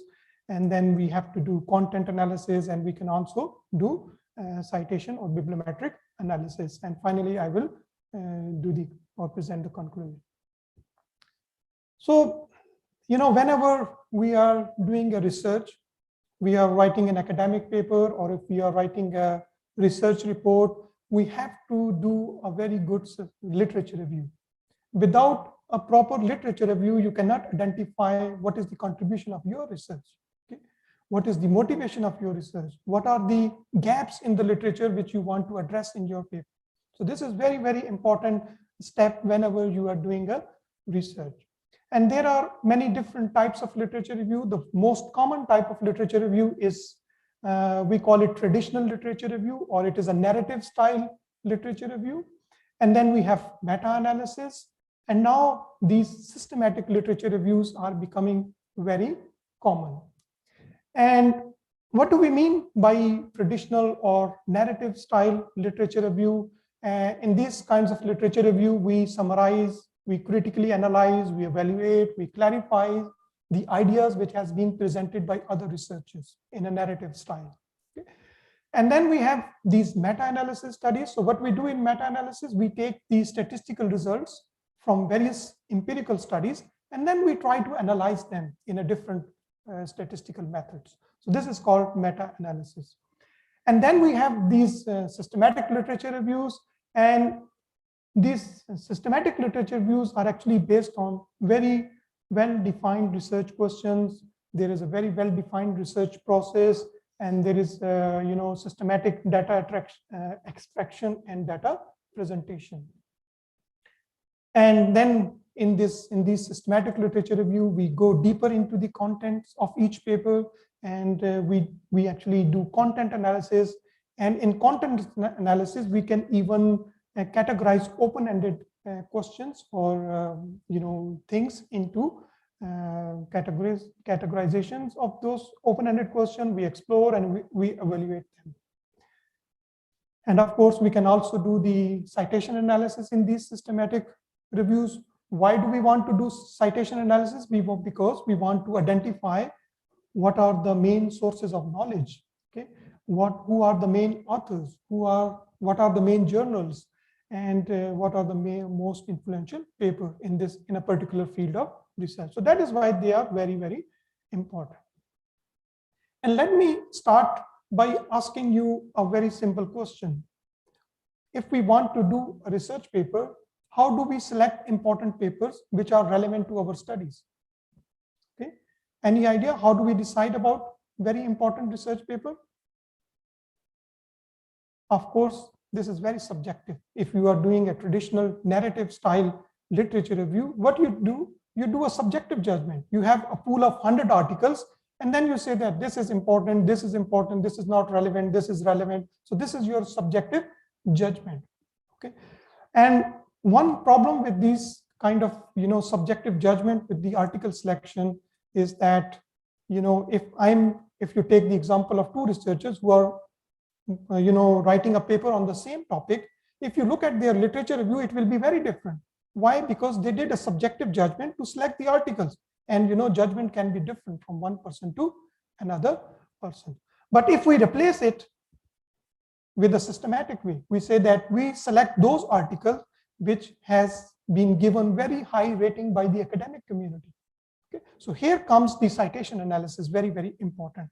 Like we have 500 papers, we have 600 papers on a particular topic, and then we look at the citations and we see which paper is very highly rated by academic community.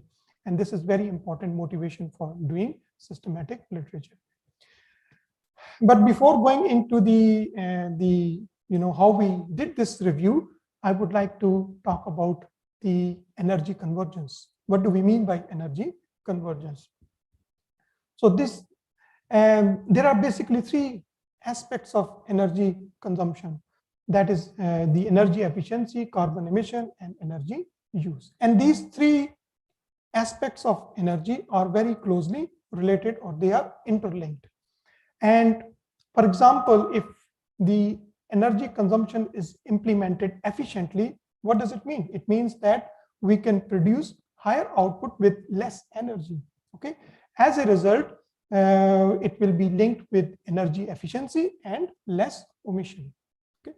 So if we look at the existing literature on energy convergence, people have been talking about energy consumption convergence only, or they were talking about the convergence in energy emissions independently, and then some studies have been talking about the energy efficiency. So what we did in this paper, we also studied all these things together to get a better review because they are interlinked.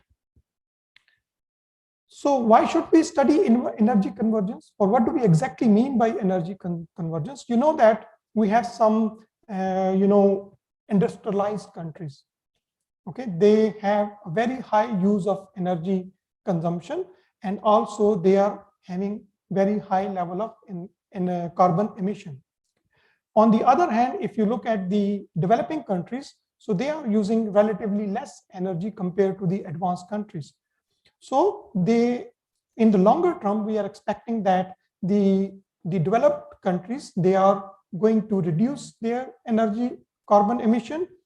Why? Because they are now moving towards the renewable energies or the energies which are having less emissions. So their growth rate is coming down, whereas the developing countries having a higher, emissions or higher convergence energy use. So what people or researchers are trying to do, they would like to see if they are converging to each other or not. Okay, so this is what researchers try to establish. They want to see if countries are converging to each other in energy use, energy efficiency, and carbon emission. And there are different reasons for the convergence. As you can see here, there are technology spillovers from one country to another. If an advanced country is using one particular type of technology, then the other countries, developing countries, also try to match that. So that is why there is a transfer of technology which brings the energy convergence. And also due to the new classical growth model, and also because of the globalization and international trade. So this diagram here is showing the convergence in CO2 emission. So this is a data of 100 years. So the countries which are which you see here, I cannot use my, but if you see the countries on the top, they have very high carbon emission initially in the early 1900s, and as you see their carbon emission is coming down. Whereas if you look at the bottom side, there are many countries, developing countries, which are having less energy carbon emission, but as time moves on, they are converging with the richer countries. So this is what researchers want to test, if the countries are converging or not. So basically there are three literature reviews. Thank you. So if we look at the existing literature, we found 3 very important literature reviews on this topic. And the first one is from Peterson, 2014. It is a traditional literature review, and they were trying to look at the key findings of the literature until then, and then they were trying to present some results from those studies. And then we found one meta-analysis on energy convergence. And again, in meta-analysis, they were trying to, explain the statistical results from different studies. And then recently, there is another paper published in 2020. Again, it is a traditional literature review. So you see here that there is no systematic review on this topic, and we decided to do it, even though there are some literature review, but you will see that it will be different from the previous studies. So why do we do systematic review? Again, just to summarize, it will tell us the evolution of the literature. It will be telling us the detailed contents of the empirical paper. We will be identifying what are the most influential journal articles and papers. And of course, this is very useful for future researchers who want to do research on this topic. Our paper will be very helpful for them. And this paper is already in a very good journal, under review, under a good journal, and we got a very positive feedback. So the first step that we have to do in systematic literature review is the article selection process. This is very, very important. And this is a very key difference between a traditional review and a systematic review. How do you select your article? And there are many different databases available if you are searching a relevant article for your research. And for example, we have Web of Science, and we have Scopus, and all, many journals, good journals, they are being listed in Web of Science and Scopus. And what is the difference between Web of Science and Scopus? It is only the difference of quality. Web of Science has a very strict criteria in order for a journal to be included in the list. And then we have a Scopus database, which is less strict in including journals into this. So people say that Web of Science is a gold standard, and then Scopus is very broad. If you look at the number of journals, Web of Science has, around 12,000 journals listed in them, whereas Scopus has around 26,000 journals listed in their database.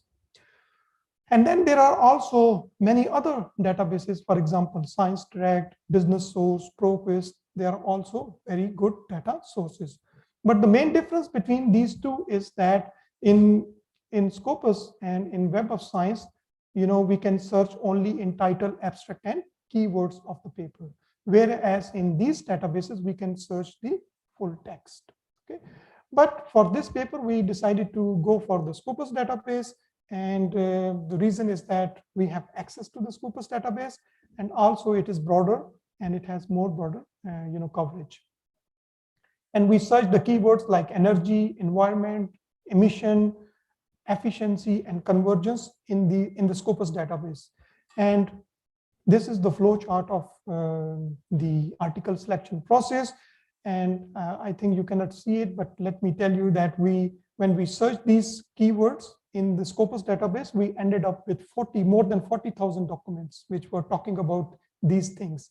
But of course, these keywords are being used in many different fields. So what we did, first filtration, we only limited to the field of economics, econometrics, and finance, which left us with 485 papers. And then we looked at only journal articles because we wanted to work on them. We removed conference proceeding or book chapters because they are not considered they are not considered very high quality. And then we manually went into these around 400 articles. We searched, we read their abstract, and we identified that there are 162 relevant articles. So the final sample consists of 162 articles, and they have been published in 57 different journals. There are many authors. So this is basically a summary of what we found in our sample. And then this is a publication trend. So if you see that the publication on this topic has started a momentum from 2002. And this could be motivated by the Co2 protocol, which is the guidelines from the United Nations. And in those guidelines, the the developed countries were especially required to reduce their carbon emission. This led to the academic peoples to research on this topic and to see if the countries are bringing their carbon emission down or not. But you see, this is very growing topic. People are making more and more research on this.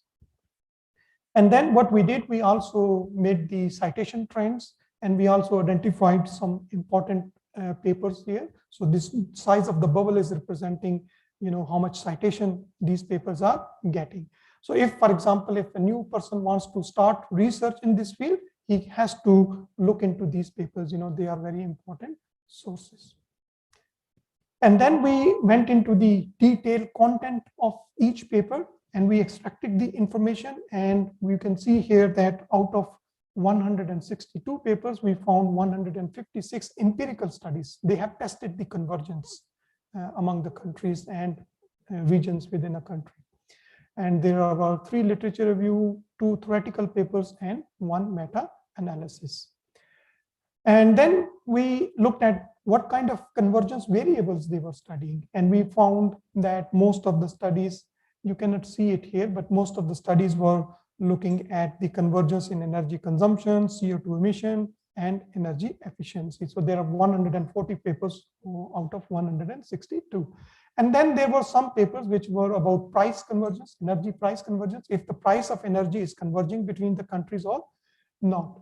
And then there were some papers which were talking about carbon tax convergence and energy production convergence. And then we, categorized our papers in different, themes. And here you can see here that it's, again, the font is very small, but we divided our papers into output-oriented, studies and input-oriented studies. So what do we mean by output-oriented studies? It means that they were testing their convergence on carbon emission, because carbon emission is considered as undesirable output in the energy consumption process. And then we have many studies which were talking about the energy consumption side convergence. And the main variables being used in emission was carbon emission, but also we have some papers which looked at the convergence in the SO2 and some others. And in the in the input-oriented side, we see that many papers are looking at total energy consumption convergence. So let me go quickly. We have some, we identified how many studies have done the cross-country convergence analysis and how many countries were done on the single country within the region convergence. And then if we look at the methodology, so we identified 4 main methodologies in this topic, and now many studies are now using club convergence idea. Okay, so time is short, so I will just skip to the results. And here you see that we identified how many papers came up with the result of convergence, how many papers came up with the results of divergence between the countries, and how many studies came with no convergence, no divergence. And you can see there is overwhelming majority of studies have found that countries are actually converging to each other in terms of energy consumption. And these were the results from the within country convergence. And then we have the convergence across different regions of the world. And again, the overwhelming majority of the studies have done or have came up with the results of energy convergence, but we also have the evidence of divergence. And then we identified most influential journals. Most productive journal is the Energy Economics, which is published in a lot of journals. And then we have the ranking of the journal based on citations. So again, Energy Economics is the leading journal in this area. And of course, this is also information for the researcher who want to work on this field. And then if you look at the publication trend in different journals, top 5 journals, so again, you see that Energy Economics, which is a very, very highly ranked journal, they are publishing a lot of articles on this topic. Also, there are some other journals. And we also identified the top authors, but let me give you the conclusion of the paper because time is very short. So this paper is actually a very unique symptomatic literature review investigating the energy consumption carbon emission and energy efficiency convergence. And it is providing a detailed content analysis of the existing studies. It also has done a citation analysis to provide the important sources of knowledge. And of course, this research will be very helpful for future researcher. And also, we can apply this methodology of systematic literature review in other areas of research. Thank you very much.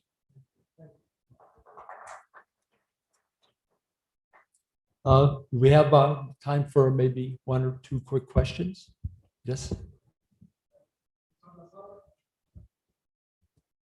Thank you very much. It's again systematic literature review, and you are doing an excellent job in this field. But why do we care in social science? Why do we care about literature review? I mean, this question always raises, and personally, I was asked many times, why are we in social science curious about literature review? Dr. Nizar in the previous paper mentioned that Craft and Craft, it was like 3 pages research paper. So of course there was no emphasis on the literature review. Okay. And up to now also in the science-based research, they don't care about literature review.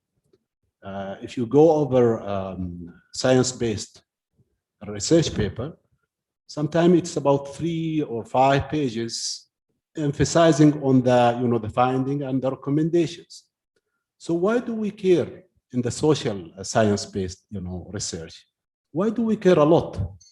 I mean, you gave a justification why we are caring about literature review. Isn't that supposed to be applied the same for the science-based research? I think it's a very critical question and important questions. Maybe other audience can also help me to answer this. This is very general question, but my understanding is that it is the nature of analysis we do in different disciplines. So if you look at the social sciences, we build our knowledge based on what others have been doing. Okay? And in order to understand what others have been doing, it is very important to have a very good understanding of the literature. For example, if I'm doing a paper on energy growth nexus, for example, so what do we, for example, if I'm doing it in Oman, so I will have to see the literature. If somebody has already done some research, I can build on that. I don't need to do the same thing again. I have to build my research on the gaps, not exactly just replicating what somebody else has done. And as you are saying, in the science subjects, maybe their contribution can be made without going into what other people have been doing. So again, I'm not the student of the science, so I do not know how they do their research. But as I am educated in social science and in economics, we always do literature review to identify what is our contribution, what are the research gap, and without that, nobody will accept my research, because if you submit your paper to a journal, the first question they always ask, what is your contribution? So and it's a very difficult question. How can I answer it without doing a very good literature review? Well, thank you, Doctor. Very, very good. And why don't we move on to our next speaker, our next paper? Thank you.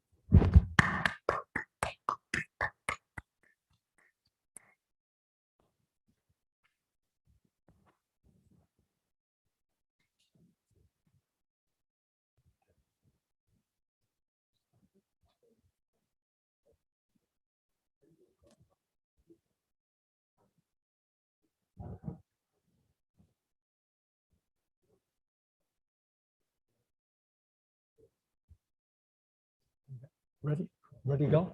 Okay. All right. Our third paper is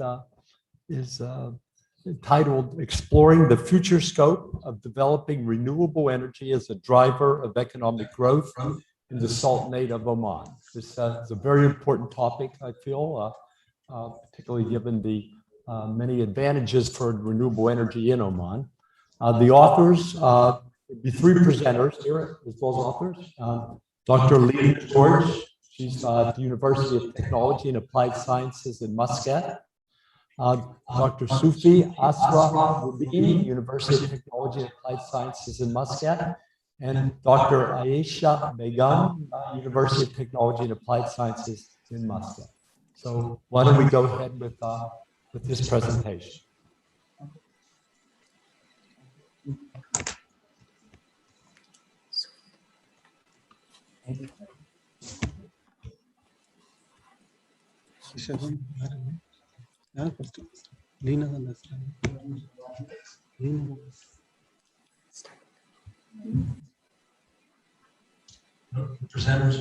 Thank you, Dr. Gregory, for the short and crisp introduction about Dr. Lena, Dr. Sophie, and myself, Dr. Aisha Begum. A very good morning to Dr. Juma and the eminent personalities present at the occasion. And just one minute.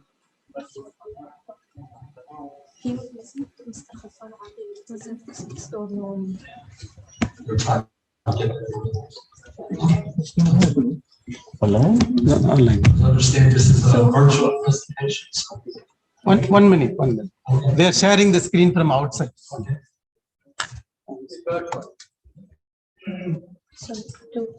is that confirm you to present her or no?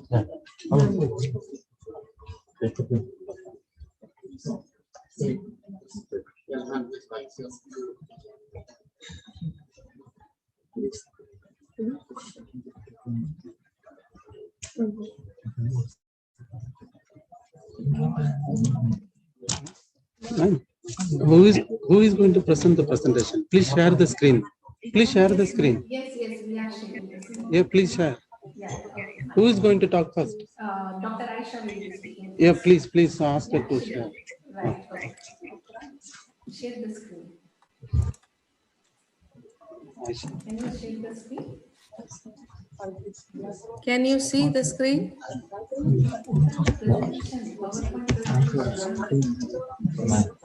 Yes. No.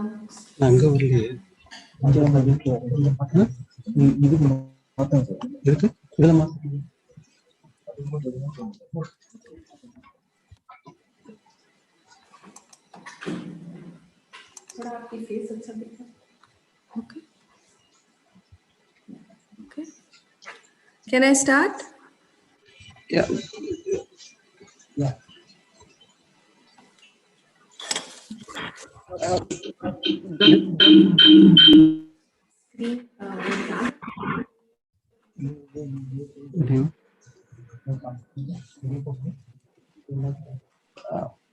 Tell the start.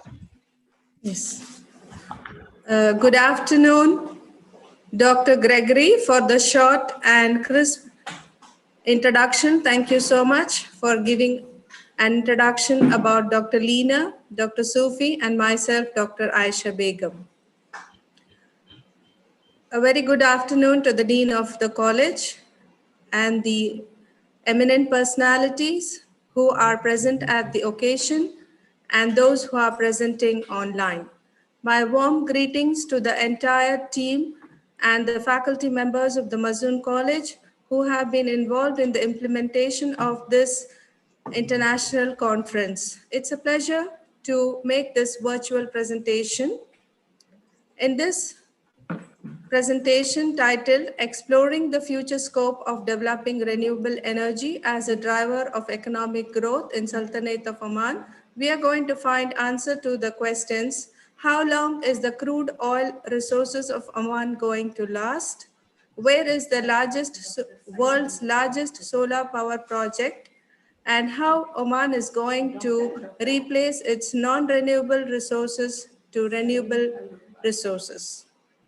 I would like to define renewable energy. Renewable energy is clean energy which comes from natural sources or natural processes that can be constantly and easily replenished, such as sunlight, wave energy, wind energy, thermal energy, etc. Let's begin with our introduction. Oman is the 7th largest producer of crude oil within the Middle Eastern countries. Oman is highly dependent on its fossil fuel sector. Around 80% of the government revenue and 40% of the GDP were made up from the oil and gas sector, which are a form of renewable energy. Which are a form of non-renewable energy source such as fossil fuel, nuclear energy that cannot be replenished and hence considered as a limited source of energy.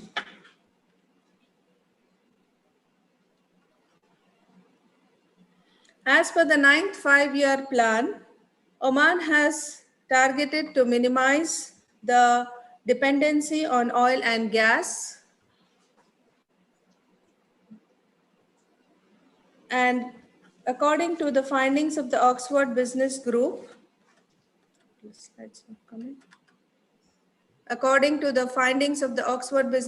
Oman has reduced oil share of GDP to 9% by investing in various other sectors in Oman. The government, along with Sultan Qaboos University and power companies Oman, made a search under the heading Industrial and Energy Sector to study the role of renewable energy to generate electricity from solar power in Oman. They inferred Sultanate of Oman has high potentials to establish solar energy system. Now we're going to see the challenges which are faced by Oman. It is estimated that the lifespan of the oil reserves in Oman is only 47 years when compared to other oil producing countries as per the Worldometer. The invent of extraction of oil and gas from shale rock by US has created a havoc in the oil market, which has drastically affected the oil producing nations, including Oman. Oman's main buyer, China, has slowed down its activities due to the pandemic, and as a result of this, revenue from oil and gas has dropped and unemployment has increased. All these challenges has contributed to the projected 2.2 billion rial of deficit.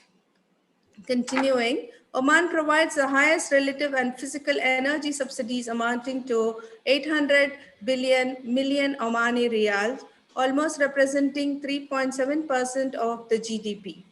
Oman's greatest electricity and natural gas and non-renewable source. Currently, the demand for electricity has been increasing on an average of 9.3% every year.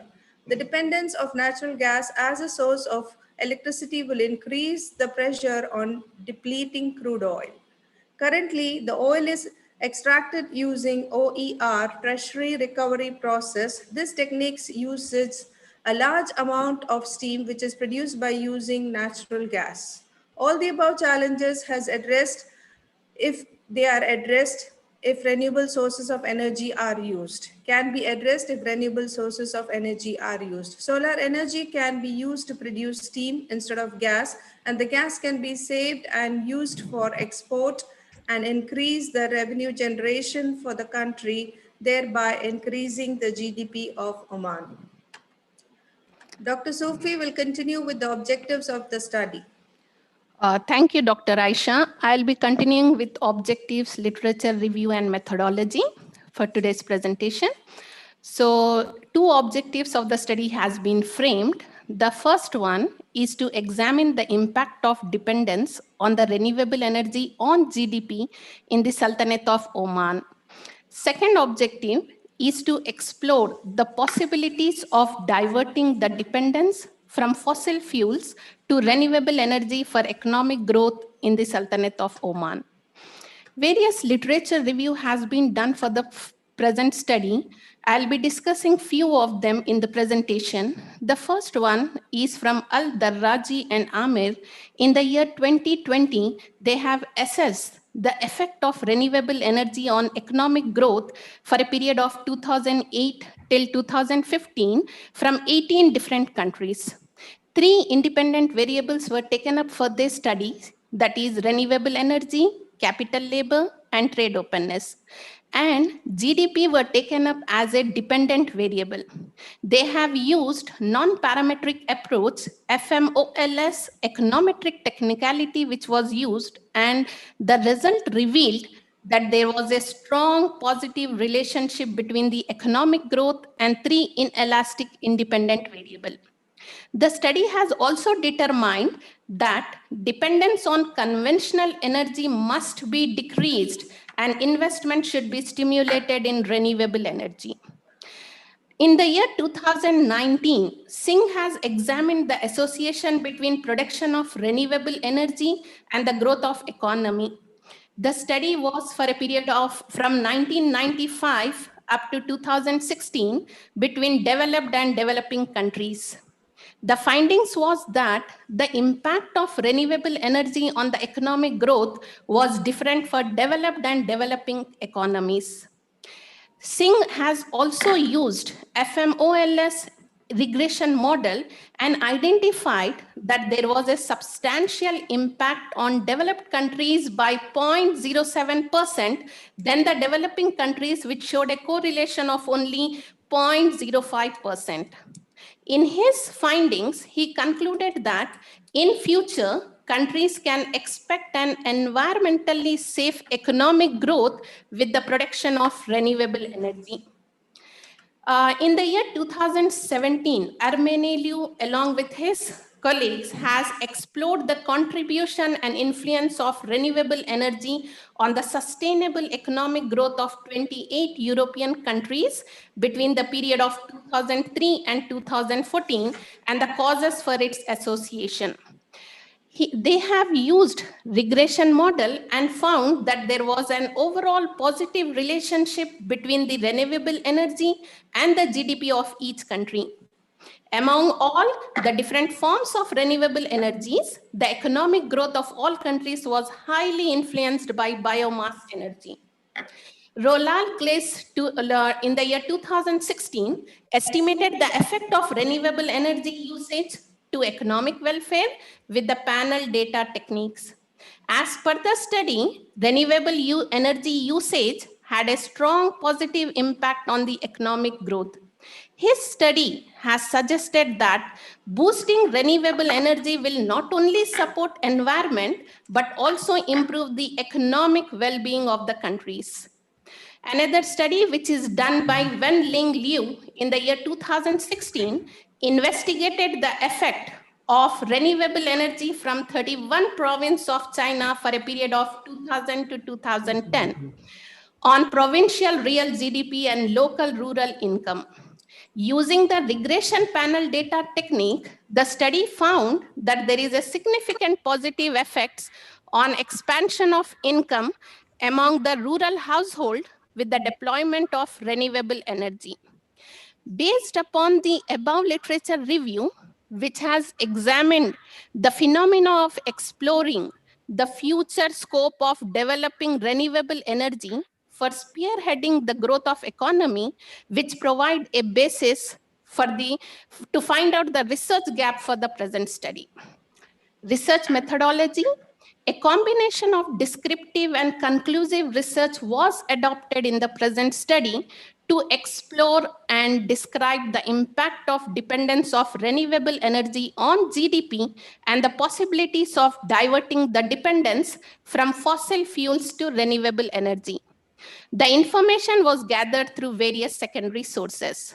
Now, Dr. Lina will be continuing with the findings of the study. Thank you, Dr. Sophie.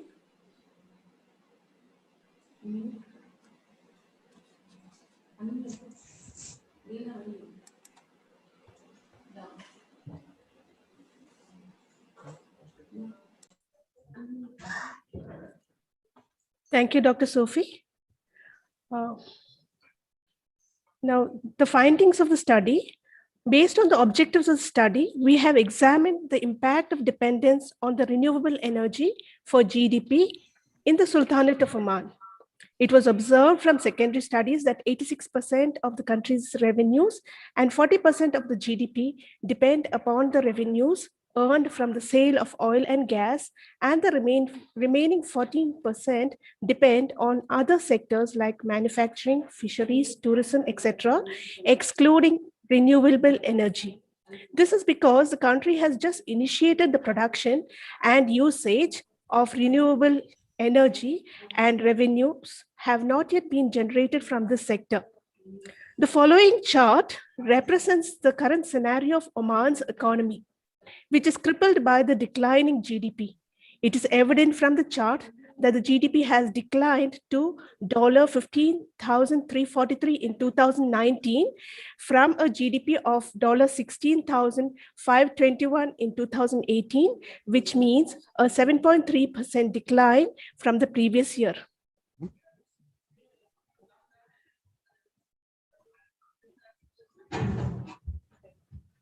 Now, this is a chart regarding the financial expenses and income.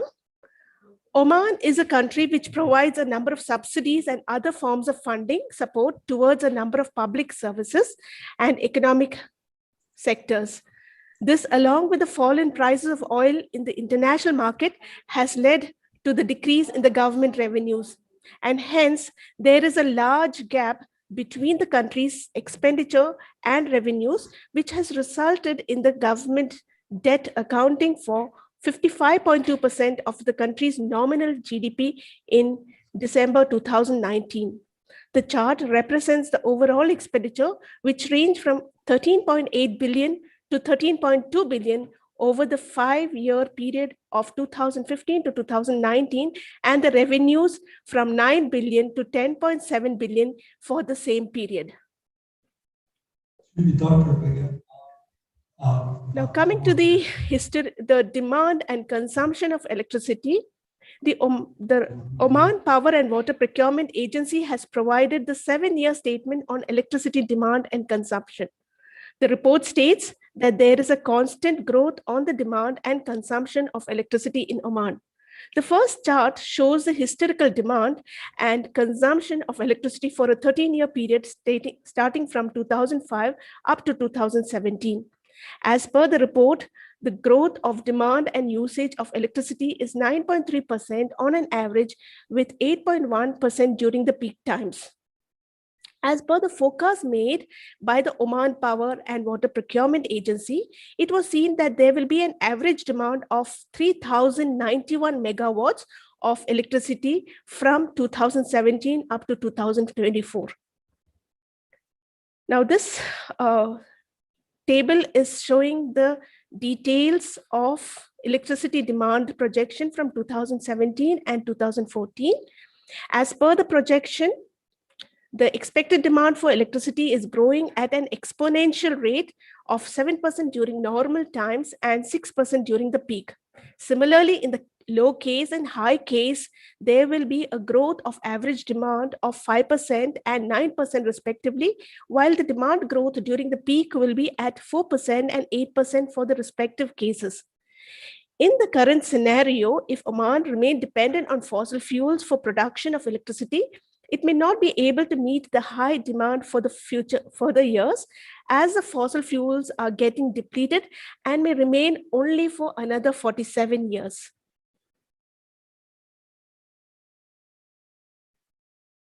This is a report from IRENA, Renewable Energy Statistics 2020. According to this report, the production capacity of renewable energy country-wise, the details regarding the production capacity among the Middle Eastern countries is extracted from the report. Among all the Middle Eastern countries, the 6 GCC countries have not shown much interest in diverting the production of energy from non-renewable resources to the renewable resources.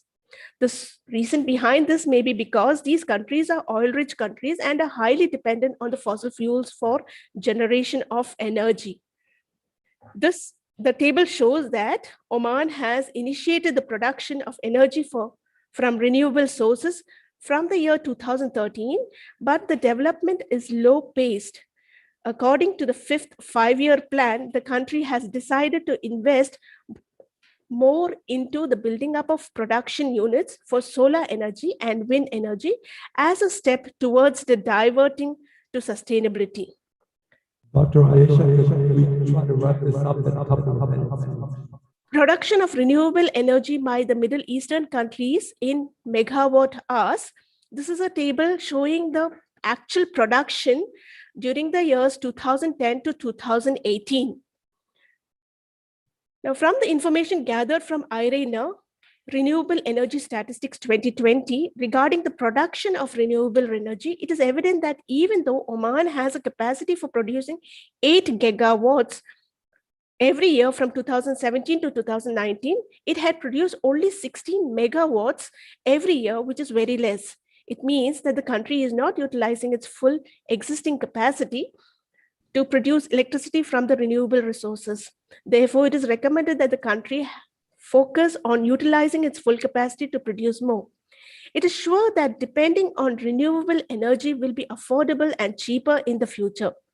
A large saving can be generated by reducing pollution-related cost and health cost if the country diverts to renewable energy for its electricity production. The usage and demand for oil can also be reduced. Economic development can be expected with opening up of secondary manufacturing industries and creation of new job opportunities. Now, Dr. Sophie will continue. Thank you. As per the study done on renewable energy resources, Oman, by Authority for Electricity Regulation, Oman has abundant resource for producing large capacity electric power from solar energy. As per the feasibility study done by DIAM for generating electricity through solar energy, 23 promising sites were located. Out of 23 sites, 4 of them were identified as the best location for setting up power plants. In case of wind energy, the feasibility study done by DIAM has identified 15 most potential sites for producing wind energy because wind in these sites reaches around 11 meters per second. Salalah has existing possibility for wind power with a generation capacity of 580 megawatts. Various job opportunities, direct and indirect jobs, can be generated by shifting to renewable energy. As per the reports of IRENA, it is estimated that 11.5 million jobs, both direct and indirect, were created by renewable energy. It is also estimated that if the countries focus on supercharging the energy, transition jobs up to 30 million can be created globally by the end of 2030. As per the statistic from IRENA, International Renewable Energy Agency, various jobs can be created in different sectors in renewable energy in Sultanate of Oman, and it can have a positive impact on the economy and the GDP of the nation. Now, Dr. Aisha will conclude, will be doing the conclusion. Thank you.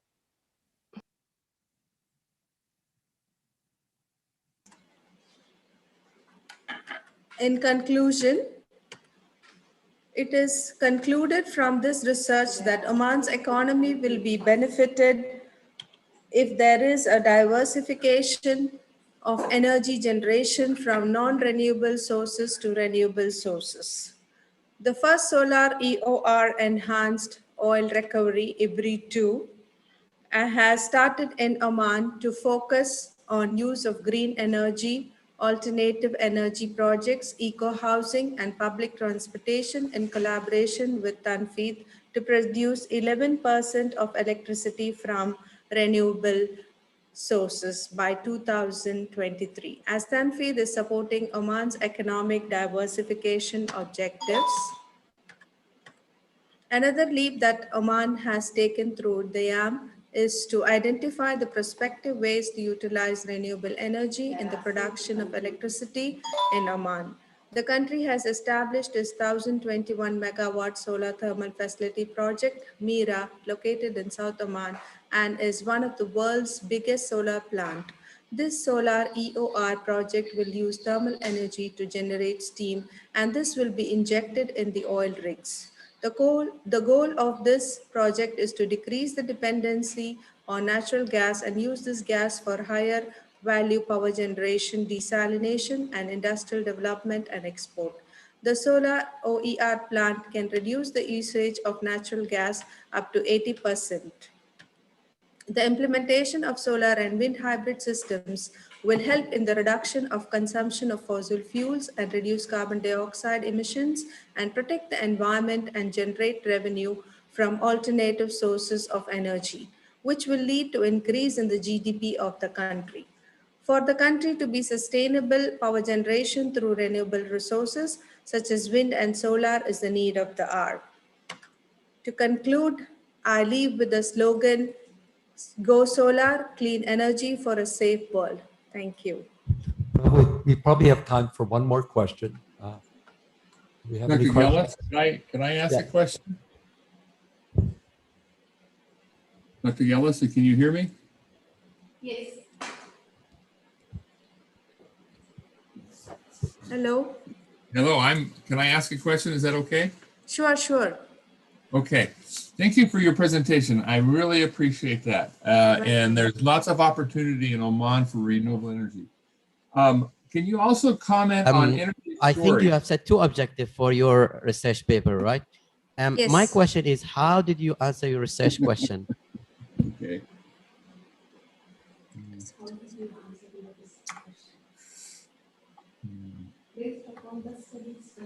Based upon the literature review and the studies which we have made, we have tried to justify the objectives. Did not do any kind of empirical results, right? Second. Our study is mainly based on secondary sources. We have not done any analysis and primary research. Thank you. Welcome. That was a very good session. That was a Can I very good ask a talk. question? Very important talk. Dr. Yellis, can you hear me? I don't know if you can hear Out me. for lunch. I put my question in the Q&A section.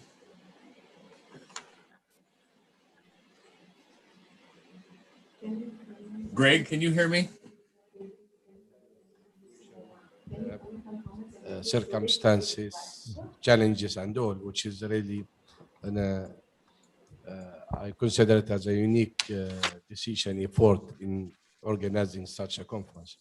This topic has been discussed a lot regarding the oil and the economy, the impact, positive impacts, negative, whatever. Here, we are in a group working very hard in regards to minimizing the gap. There's a big gap between the academics, the researcher, and the industry.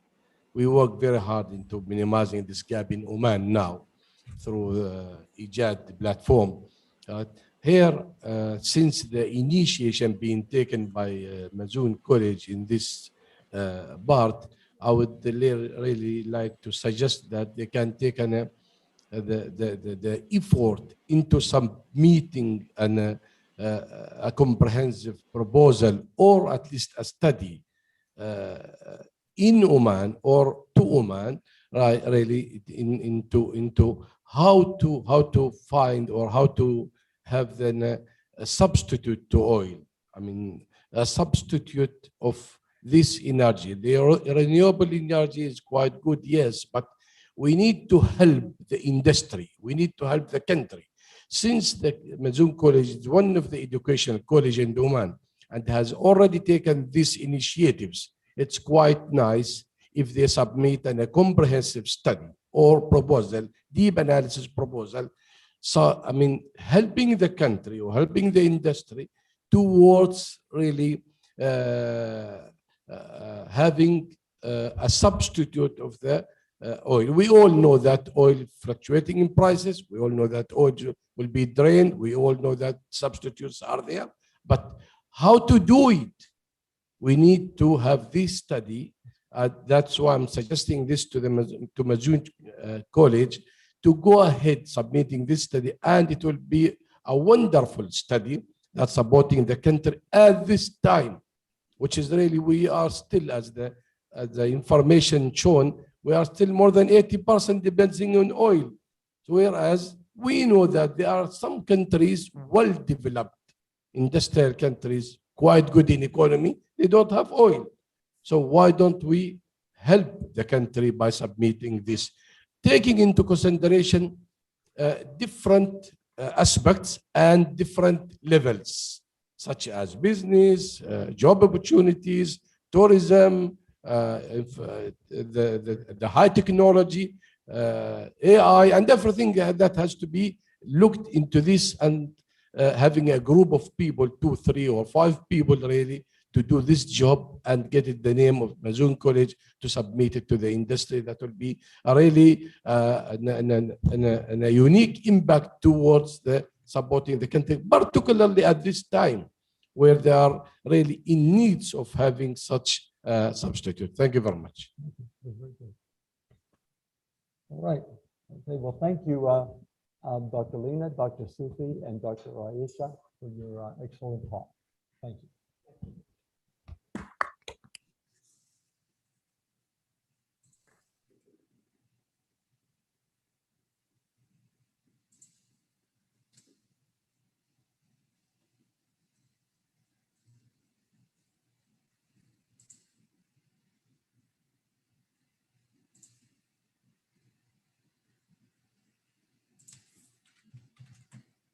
ويحفظكم ونلتقي بحول الله تعالى على خير في أمان الله.